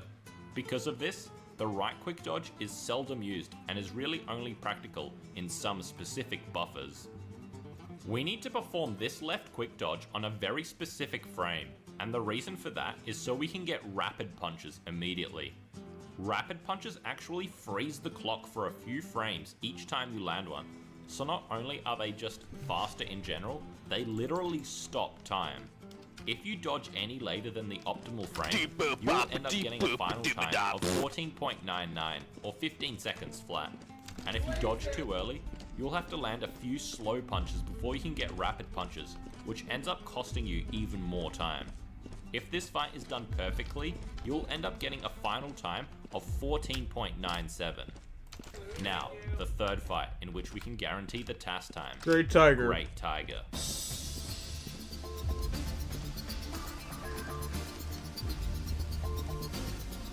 Getting a perfect time of 47.48 on Great Tiger is a great deal tougher than Glass Joe and Don Flamenco 1. In a full game speedrun, the strategy is to force him to jab by punching him in the face, which gets blocked, and then we can land a cheeky right gut punch, which is a 6 frame window, where we can get guaranteed stars. With a pre-planned route for all the punches, we can get a time as low as 47.99. The TAS uses almost the exact same strategy except for one key difference. Instead of using right gut punches to get the stars, face punches are used instead. The one big difference is that the face punch is frame perfect, and they must be manually timed. There is no buffer.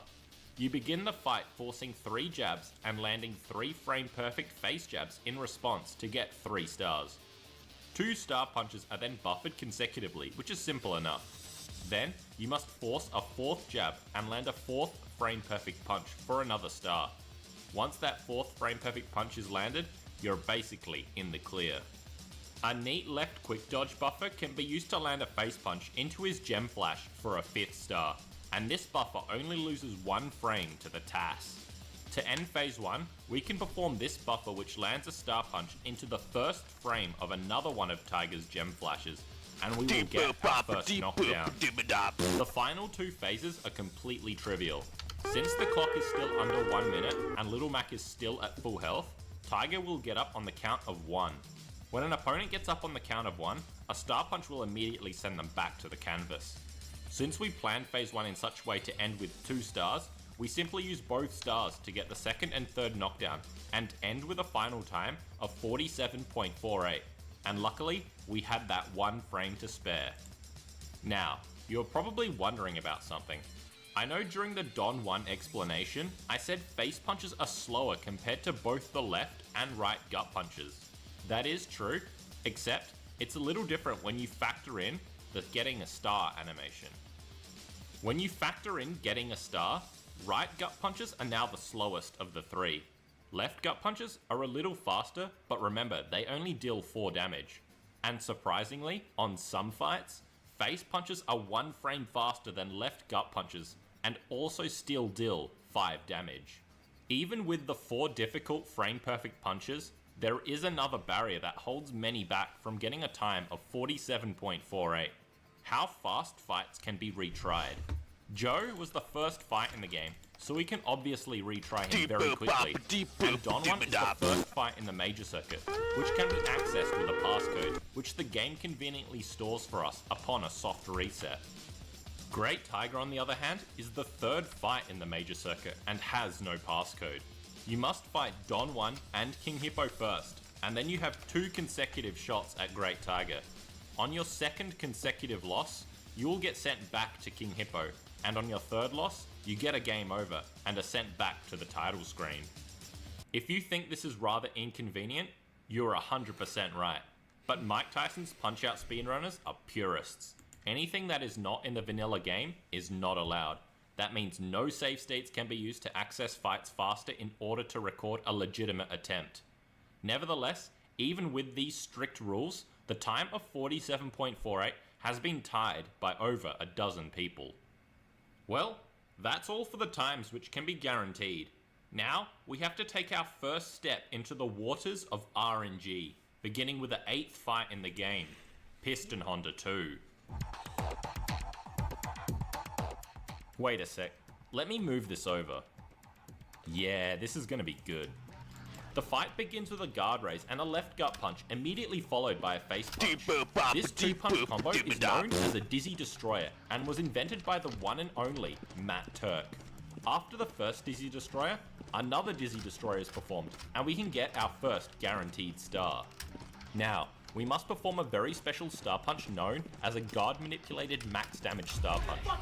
We must press up and start exactly 4 frames after seeing Piston Honda's idle animation. Furthermore, you must release up somewhere between 12 and 16 frames later. If you try and perform this maneuver any earlier, Honda's guard won't be manipulated. And if you perform it even 1 frame later, the punch will do much less damage. Technically, there is a larger window a little later to land the star punch for max damage again, but at that point, you're wasting far too much time. After this, you must perform a 3rd Dizzy Destroyer and also get a random star on the face punch. And again, we wait exactly 4 frames and perform another guard manipulated max damage star punch. Now during all this time, Honda has just been standing there, letting us mash him in the gut and face. But he's about to perform his first move, wiggling his eyebrows, followed by 3 consecutive And I can't grab it. We hold up to raise his guard and wait 4 frames to press start again. But this time, you must release up at most 7 frames after you have pressed start. With Honda at extremely low health, we just buffer a face punch to score our first knockdown at 23 seconds. This phase 1 is the ultimate test of skill on Piston Honda 2. Even if you were just looking to get a very good time near the TAS, this phase is not for you. If you lose more than 1 frame, the end of the phase doesn't quite work properly, and Honda's guard will be in a position which makes the fight impossible to continue. Okay, so that's the hard part. Now, for the other hard part. Phase 2 begins with a simple buffered face punch for another guaranteed star. Once again, we must perform another delay to land another guard manipped max damage star punch. 1 more Dizzy Destroyer with a random star on the second punch, and a 4th guard manipped max damage star punch for the knockdown, provided Honda got up with the low refill. Phase 3 is conveniently a 1 count. A single star punch is what separates us from our victory, but that doesn't mean it's easy. If you simply try to buffer this star punch, Honda will dodge because he is in his dodging mode, which inconveniently gets activated after we have used enough star punches. However, we can prevent him by dodging it by, you guessed it, making it a guard manipped max damage star punch. So what was needed to achieve this time? Well, to put the whole thing into perspective, there are 4 moves that are strictly frame perfect. In other words, if you mess them up, the run is dead. From there are 6 potential areas to lose frames, and you only have 1 frame to spare. Most of these are on guard races to perform Dizzy Destroyers, which require a frame perfect up release, followed by a frame perfect B press. This brings the total number of frame perfect inputs required to 13, and I haven't even mentioned the plethora of other slightly bigger windows that need to be hit. After all of that, you will only get the luck 1/8 of the time. Along with Mike Tyson, this fight was seen as a pinnacle of mastery of execution within the realm of Mike Tyson's Punch-Out speedrunning. Each element of the fight was understood pretty well. The RNG required wasn't too bad, but the level of precision required seemed to be a little beyond the reach of any person. Nevertheless, in May of 2020, Summoning Salt was the first person to pull off the strategy and managed to tie the task time, with Jayla and Hefe Man following suit. Heading back to the minor circuit and the second fight in the game, we are up against Von Kaiser. When speedrunners complete this fight in a full game run, the best time you will see is a 35.97. In McHazard's task, the final time of this fight ends up being 35.61. Ironically, this time is only achievable by delaying one of your punches by 1 frame. Let's take a look. The task begins with a buffered face punch and a series of left gut punches with a couple of simple guard manipulations so he doesn't block.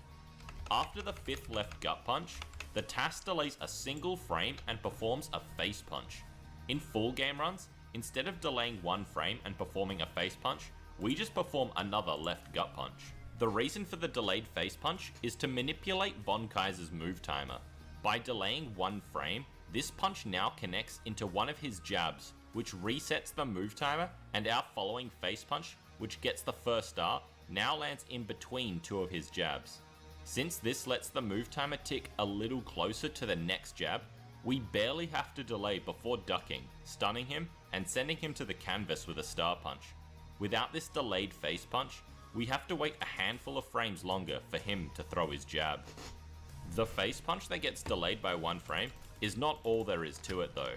Most of the time, Von Kaiser will either block or duck that punch. The chance for that punch to connect properly is only 47 in 256, or just slightly below 3 in 16. For the rest of the fight, the task does nothing different compared to what humans do in a full game run. Phase 2 begins with Von Kaiser getting up on a 1 count, a small guard manipulation to land 2 consecutive left gut punches with a random 50% star on the second punch, and then a star punch to knock him down. And phase 3 is just a simple duck and star punch to secure the win. This fight only has 2 random events, the 47 in 256 face punch and the random 50% star in phase 2, bringing the odds to 47 in 512, or about 1 in 10.89. Execution wise, the task could lose 2 frames and still manage to get the time of 35.61. On the second punch of the fight, the task actually performs a 1 frame delay to land a left gut punch. However, because the entire fight has 2 frames of leeway, humans prefer to use a buffered right gut punch, which ends up being 1 frame slower overall, and then playing the rest of the fight with 1 more frame to lose. In comparison to Piston Honda 2, this fight has far fewer points of failure.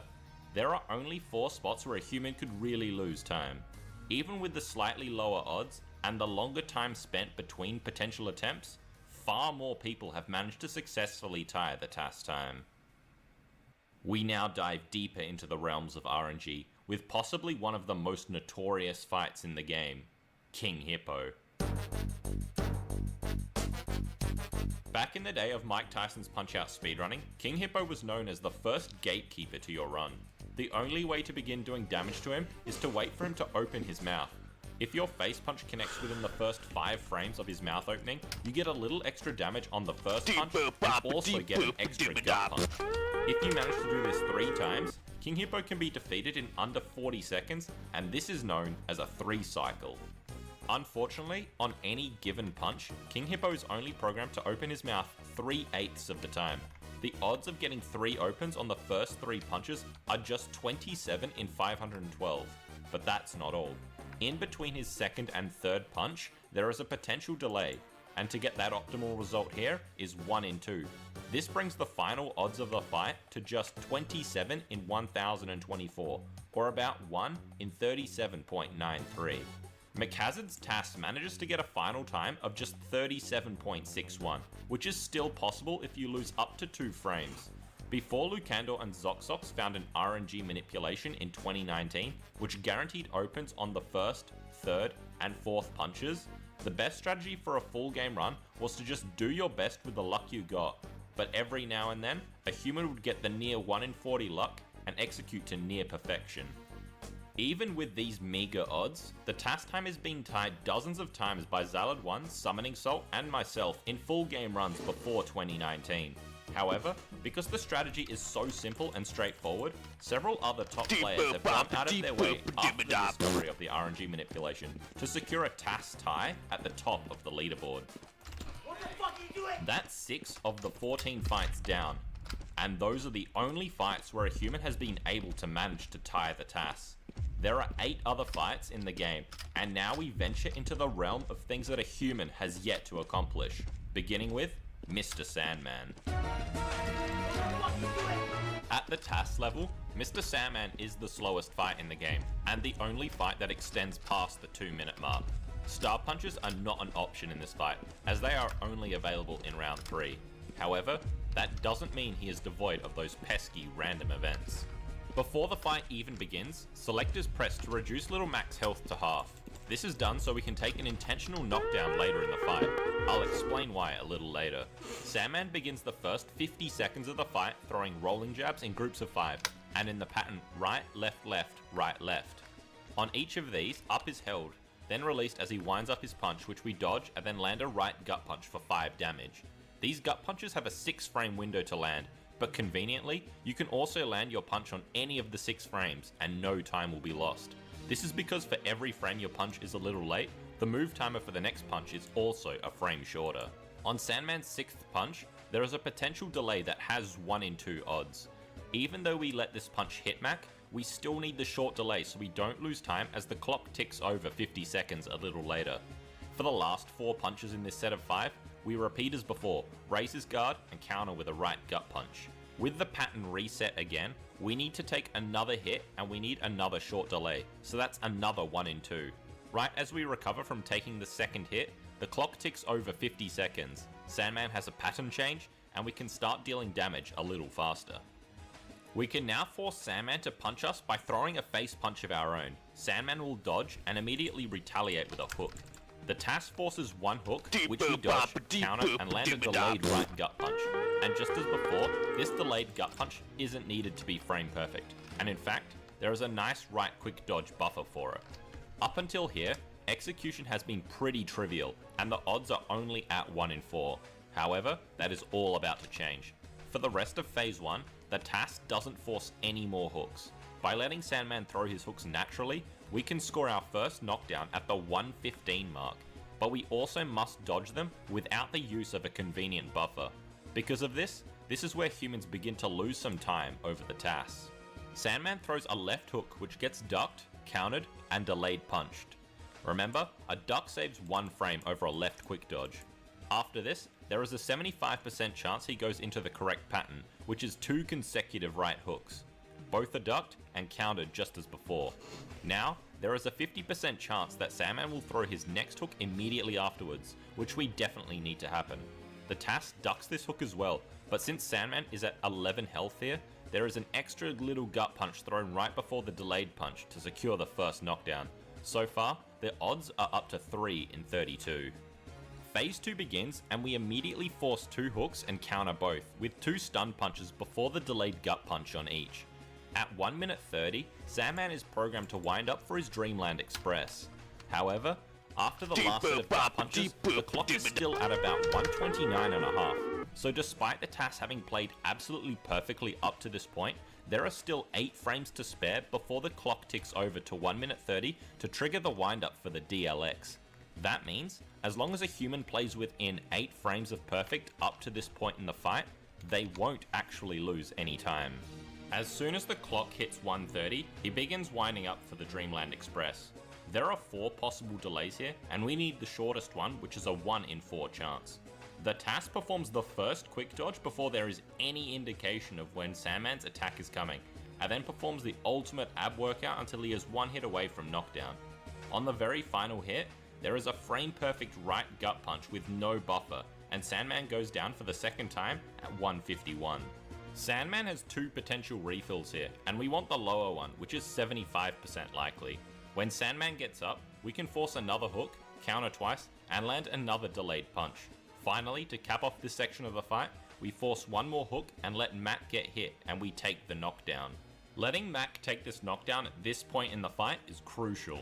If the clock has ticked a little past 159 in round 1, getting up from a knockdown will trigger Mr. Sandman to once again perform his Dreamland Express. Can I and if you saw move? before, countering the DLX is by far the fastest way to deal damage to Mr. Sandman. Once Little Mac is up, Mr. Sandman will begin winding up for his Dreamland Express. There are 2 delays here at 50% each. After avoiding Sandman's onslaught again, we can quickly score the 3rd knockdown, and the TAS ends with a final time of 216.48. Of the fights that a human has yet to tie the TAS with, Mr. Sandman seems the most likely that a human will manage to tie in the future. The total odds of the fight aren't too bad, and come out to 9 in 1024, or about 1 in 114. However, a large problem is retryability. Sandman is one of the latest fights in the game, and there is no passcode to attempt him quickly. The fastest way to attempt this fight is to put in the Super Macho Man code, lose to Super Macho Man, get sent back to Don Flamenco 2, beat Don Flamenco 2, and then you have 2 consecutive shots at Sandman. Despite all of this, in August of 2020, Lucandor set the current world record at 216.82. If we watch this fight closely, he uses a few pseudo buffers to perform some very tight ducks on the hooks leading up to the first knockdown. For the Dreamland Express at 1 minute 30, he uses another buffer which only works if you've wasted those 8 frames you had. Although, if you waste a few more, the buffer still works, but you will lose time.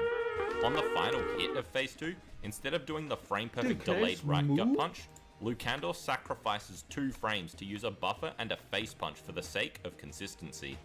The final Dreamland Express can be dodged frame perfectly by buffering 2 preceding quick dodges before the 3 buffered quick dodges which dodge the 3 uppercuts.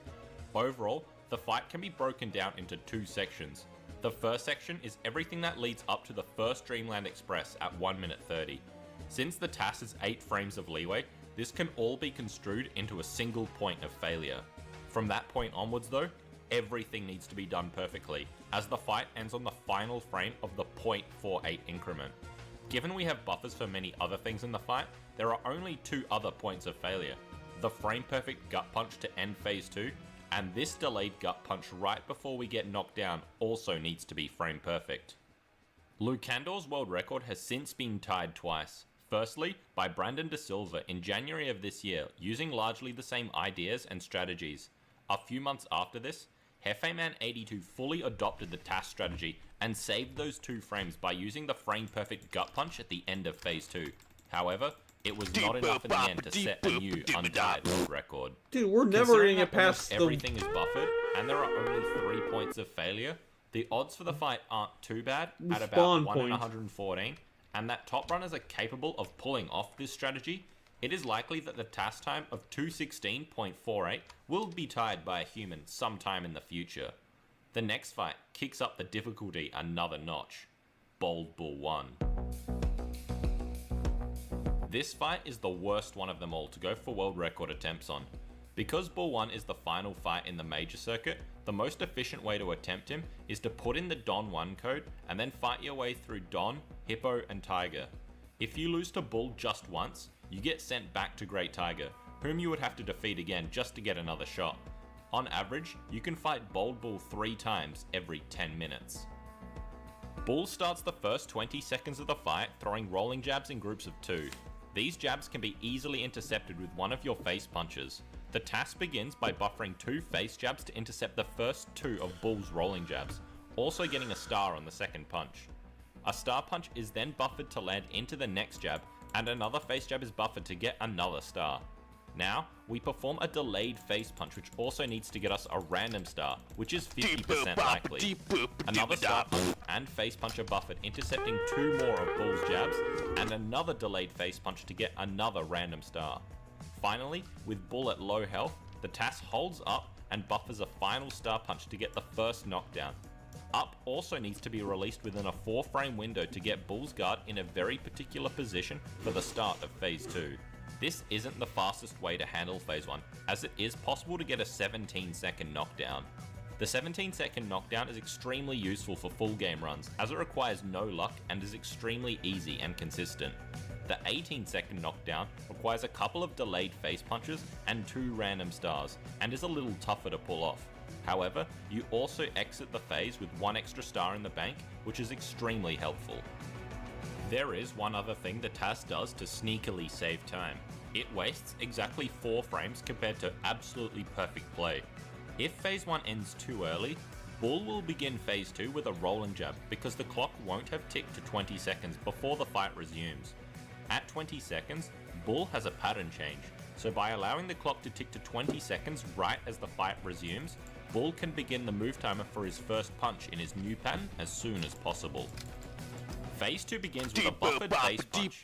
This punch can only be buffered in this way because of the particular position we left Bull's guard in at the end of Phase 1. From here, a star punch is used to intercept the first frame of Bull's hook. When a star punch intercepts a hook early, its damage is decreased a little, but since it also cancels the attack, Bull can begin the timer for his next punch much sooner. A second star punch is then buffered whilst holding up to intercept Bold Bull's hook late. This deals even less damage, but since this star punch can't be used any earlier, it will have to do. This up press also needs to be released within a 4-frame window, which puts Bull's guard in that special state again. This allows the following face punch to be buffered so there are no frames wasted. Now, we are finally up to the punch in the fight that has basically prevented anyone from ever using this strategy.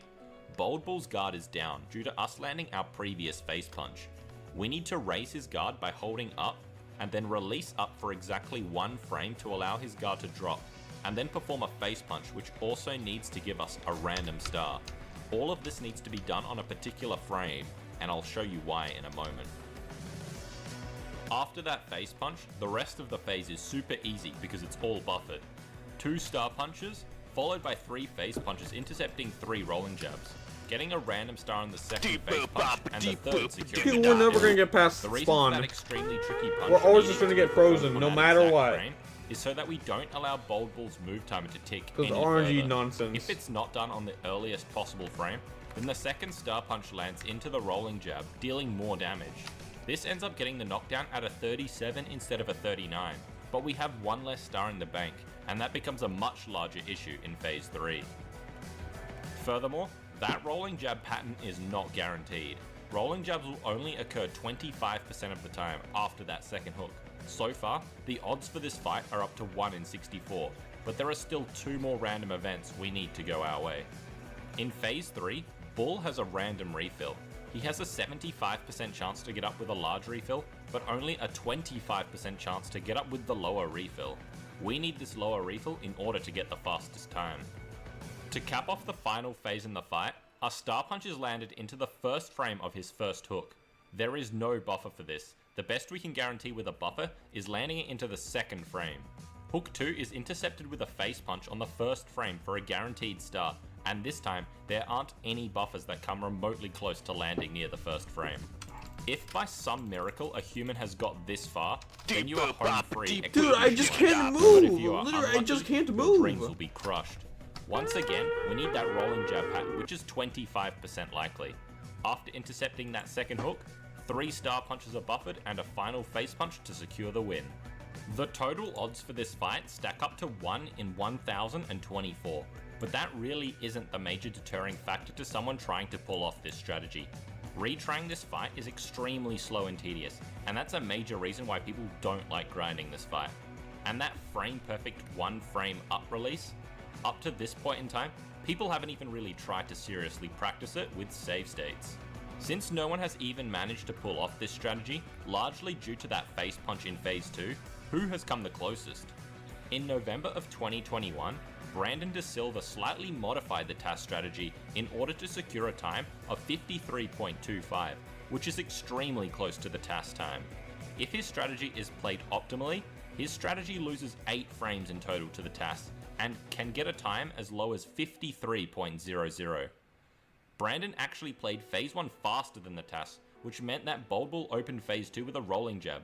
This does make execution slightly easier, but he ends up losing 6 frames by not wasting those 4 frames in Phase 1. The modification he made in Phase 2, however, was extremely clever. After intercepting the second hook with a star punch, by making the first punch a misdirected gut punch, and the second punch remaining a face punch, he completely removed the need to do a 1-frame up release, Please let me and move. execution becomes substantially easier at the cost of only 1 frame. Hallelujah. With Brandon's clever alteration in Phase 2, and combining that with the very doable TAS Phase 1, a new world record would surely be achieved one day. As for tying the TAS though, it's still possible to do even with Brandon's adjustment. Just everything needs to be done frame perfectly, as there aren't any And more we're back to frames being frozen. spare. Since Phase 1 has intentionally wasted frames, it can be combined into a single frame perfect maneuver. After that, there are 5 more frame perfect moves, and almost everything else is buffered. A human with enough dedication may manage to tie the TAS in this fight one day.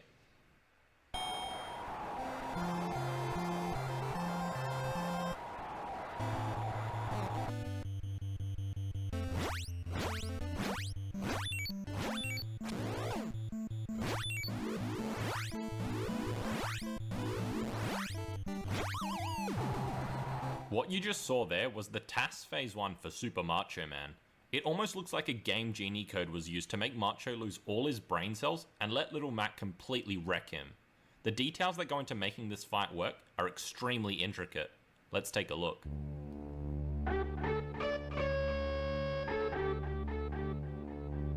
In order for this fight to work, we need an extremely particular pattern to occur. If we take a look at this diagram, Macho's pattern starts in the top left box and travels down from there. After the third box, it can loop immediately back to the first box, or can go through the 2 boxes on the right before looping back to the start. Before we even enter the first box of the fight, the TAS performs a gut punch face punch combo, the same move that was used on Piston Honda 2, the Dizzy Destroyer. Little Mac's third punch is a face punch, and must connect just as Macho tries to perform his first punch, which also needs to be an uppercut. The chance for Macho to perform an uppercut on his first punch is only 25%. That's not all there is to this punch though, because the TAS also intercepts that first uppercut on the last possible frame. For some reason, that messes Macho's guard up just enough so that Little Mac can perform another frame-perfect right gut punch to intercept Macho's second uppercut. The chance for Macho to perform an uppercut on his second punch is 75%. Immediately following this, Macho has to perform another uppercut, and the chance of an uppercut occurring on his third punch are 62.5%. This uppercut needs to be intercepted with another one of your face punches. At least this time, Dude, not your punch again! doesn't need to be frame perfect, as you Literally, have 4 page frames 4 to is land it. trolling me. But wait, This is the there's third time, You bro. also need a The lucky third star on time. this punch, which occurs The 37.5% third goddamn time. of the time. This, Now, we get if the we phase take a 3, look back and to the full bam, diagram phase of 4 Macho's troll. pattern, we're in the bottom left box. From here, he can either loop back to the start, or he can perform 2 consecutive uppercuts. We need him to go down the right-hand path and select the double uppercuts, which is another 62.5% chance. Finally, the TAS lets March perform one of his punches, which we dodge and land a face punch to stun him. If you're wondering why this punch isn't ducked to save 1 frame, it's because this uppercut has too short of a delay from the previous punch. The duck's animation is longer than either of the quick dodges. The only way it saves a frame is because the gap between the last frame of invulnerability and regaining control of Mac is 1 frame shorter. After Macho gets stunned, there is another delayed frame perfect gut punch which also cancels the second uppercut. From here, there is a long stretch where Macho just stands still before he performs his mini spin punch. We have enough time to use all 3 star punches and perform some simple guard manipulations during all 3 of them, so he won't be able to dodge, and they will also deal max damage. To cap off this insane phase, the final punch is another frame-perfect face punch, intercepting Macho's mini-spin. However, there was another random event I didn't tell you about. This delay where we land all 3 star punches is actually variable. The task specifically Remember when I gets the said this was shortest going to be a delay, short which is stream? Yeah, about 25%. that. Yes, the task throws a blind frame-perfect face punch with no cue into a punch Macho might throw. But there it is, you 25% got past the of time. Origami King musical part. When I first saw that phase back in 2020, I couldn't quite comprehend what I was seeing. To be honest, trying to slow and break it down to you all was not easy. That phase 1 is 225 in 32,768, or about 1 in 146, and requires no fewer than 4 frame-perfect punches. If there is one saving grace about phase 1 of Super Macho Man, is that you don't need to play it perfectly. In fact, you can lose up to 4 frames and still end up tying the task. To understand why, we need to head into phase 2. Phase 2 begins with a buffered face punch, courtesy of intercepting Macho's mini-spin, which messes up his guard. Here, Macho Man is winding up for his super spin punch, and he has 2 delays. We want the longer of the 2 delays, so we have some extra time to deal more damage, and that has odds of 50%. After the face punch, we launch another max damage star punch. Finally, to cap off this little section, we want to land another Dizzy Destroyer, getting a random star on the face punch. Just before Macho backs up, we can land one more left gut punch. Finally, Macho backs up to begin his super spin punch. During this backup, the clock gets rounded up to 32 seconds and stays frozen until Macho's final spin punch. It is precisely because of this clock rounding that we have 4 frames of leeway in phase 1. If we lost more than 4 frames in phase 1, then at this point in phase 2, the clock would be rounded to 33 seconds, and the task would lose an entire second of in-game time. The amount of times Macho can spin is variable, but it's usually between 3 and 8. The task has Macho stop after the 3rd spin and lands a star punch right into the back of Macho's head for max damage. If the final spin is ducked frame perfectly, we can save another whole second in phase 3 when there is another clock rounding. A frame perfect left quick dodge just won't cut it. Since it's impossible to know which spin Macho will stop on, your best bet is to always guess 3. The chance for him to stop on his 3rd spin? Just 5 in 16. Phase 3 begins, and we launch a max damage star punch.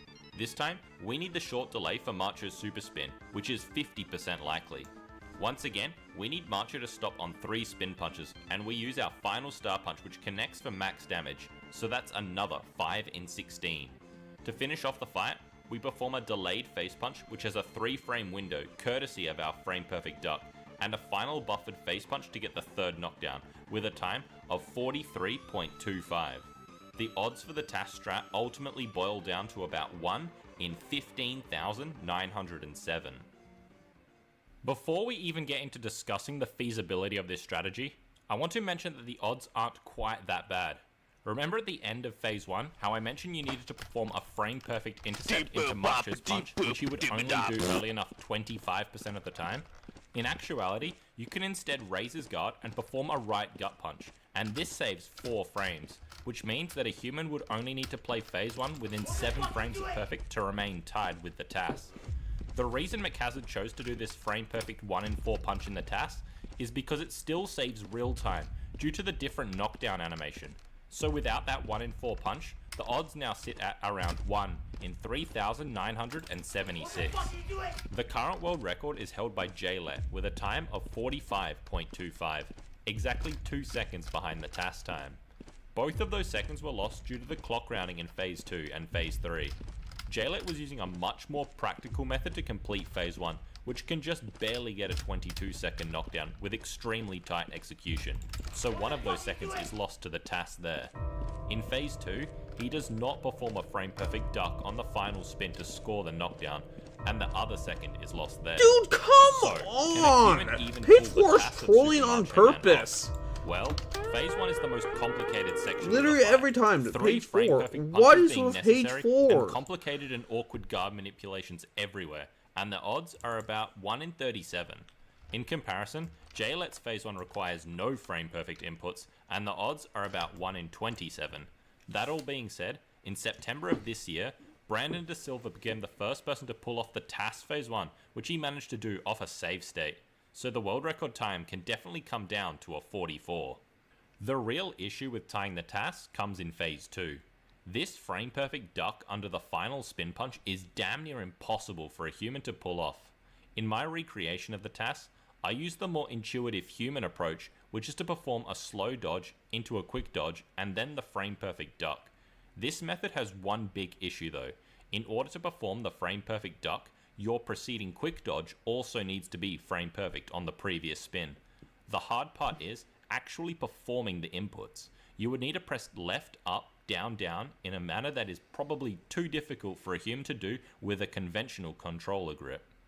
Then there is the TAS method. While less intuitive, it might end up being more practical for humans to pull off. It's just simply 3 frame perfect ducks in a row, which can be done by performing a down press with a little leeway, followed by 5 frame perfect down presses. And that caps off that section. Mr. Sandman, Bold Bull 1, and Super Macho Man teeter on the edge of what a human may accomplish sometime in the future. The same cannot be said for the next section. These final 5 fights sit comfortably away from human perfection, beyond the reaches of any mortal gamer. It seems absurd to even dwell on these fights, explaining how to pull it off like the previous ones, but just to indulge you, I will try. And we are starting things off with the most execution heavy fight in the game, Mike Tyson. The Mike Tyson world record is one of the 2 most prestigious world records in Mike Tyson's Punch-Out, with the other being the full game speedrun. Both of these world records are currently held by some dude who calls himself Summoning Salt. There are no fancy guard manipulations, and stars are unavailable until round 2. So how does one beat Mike Tyson quickly? After dodging an uppercut, the player will want to punch on the same side as the uppercut. This is called a proper punch, and it deals 5 damage. On the second hit, you need to delay your face punch by exactly 8 frames, and this will also deal 5 damage. If we punch on the wrong side, our first punch will only deal 1 damage, and if we do our second punch too early, it will also do only 1 damage. If we execute perfectly in phase 1, getting 9 frame perfect punches and 1 early punch, and Tyson doesn't give us the dreaded 8-second delay, we can score our first knockdown in under 1 minute. Similarly, in phase 2, if Tyson throws 6 uppercuts and we land 5 frame perfect punches and 1 early punch, we can score our second knockdown before Tyson's pattern change at 1 minute 30. In the last section of the fight, Tyson is only throwing hooks, and the best way to deal damage is dodge and throw a single punch on the last possible frame before he would block, dealing 5 damage. If your punch is too early, you'll be able to counter him twice, but for only 2 damage apiece. Since Tyson in phase 3 has 40 health, you would need to hit 8 out of 8 frame perfect punches in order to score the fastest knockdown. If a person manages to execute a perfect phase 1, perfect phase 2, and perfect phase 3 all in one fight, this becomes known as a perfect Tyson fight. Over the years, nearly 24 people have managed to record at least one perfect Tyson fight. Theoretically, if a human could perform all 22 frame perfect punches every single time, a perfect Tyson fight could be achieved about 50% of the time, courtesy of that 8-second delay. Way up at the top of the leaderboard is Salt, with a time way out ahead of everyone else. Getting a time under 205.25 is only possible if you manage to get a phase 3 uppercut. The phase 3 uppercut is reserved only for those Tyson fights that were destined to be. In order to get one, you would need to execute phase 1 and phase 2 perfectly, so that's 14 frame perfect punches. But that's not all. You also need a very good pattern from Tyson, one where Tyson throws almost all of his punches instantly, one after the other. But still, that is not enough. You need to dodge all of his uppercuts extremely tightly, to the point you are almost getting hit by them. If you can do this, you will get your second knockdown by a mid 125, and Tyson will begin phase 3 with an uppercut, just before the clock ticks over to 1 minute 30. That extra uppercut saves about 5 seconds, and while there have been 5 of us that have managed to get that phase 3 uppercut, pace. Salt has been the only one to finish one with perfect execution, with his fastest time being a 2:00.97. At the end of the Mike Tyson fight, the game does not give you the decimals as it skips directly into the ending credit scene after your hard-fought victory. So how do we know that Salt's fight was a .97? Well, Salt was recording his fight on a VHS tape, which records every single frame that was output by his NES. Hey. By having access to every single frame, we can use a tool developed by OmniGamer called the Tyson Finder, which is essentially a very fancy frame counter that can find the decimals for us, but only if we have access to every single frame. In Salt's fight, he managed to hit every single frame-perfect punch, and his dodging and ducking was extremely good. For the time he got and his level of execution, he estimates a pattern like that would only come around at best once every 1,000 attempts. The time of 200.97 will surely be lowered in the future, as this fight is attempted far more than any other fight in the game. But as for matching the task time, let's see why that's just not happening.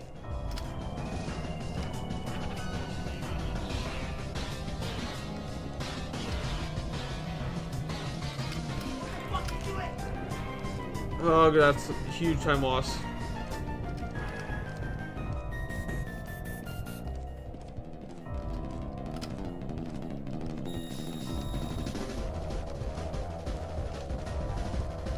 Can you imagine there was no page 7?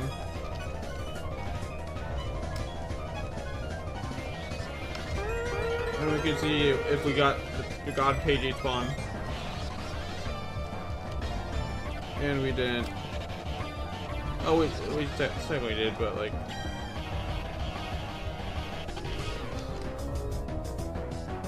It was not happening.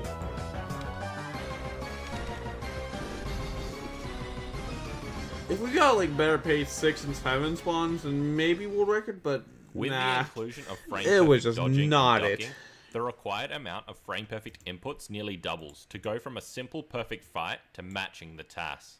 In truth, there are 3 buffers that could be used in Phase 3, which can eliminate 3 frame perfect punches, which bring... Well, I think that's gonna have to do it for this stream. Thank you guys so much for coming around. And I'll see you guys in the next stream. Bye bye!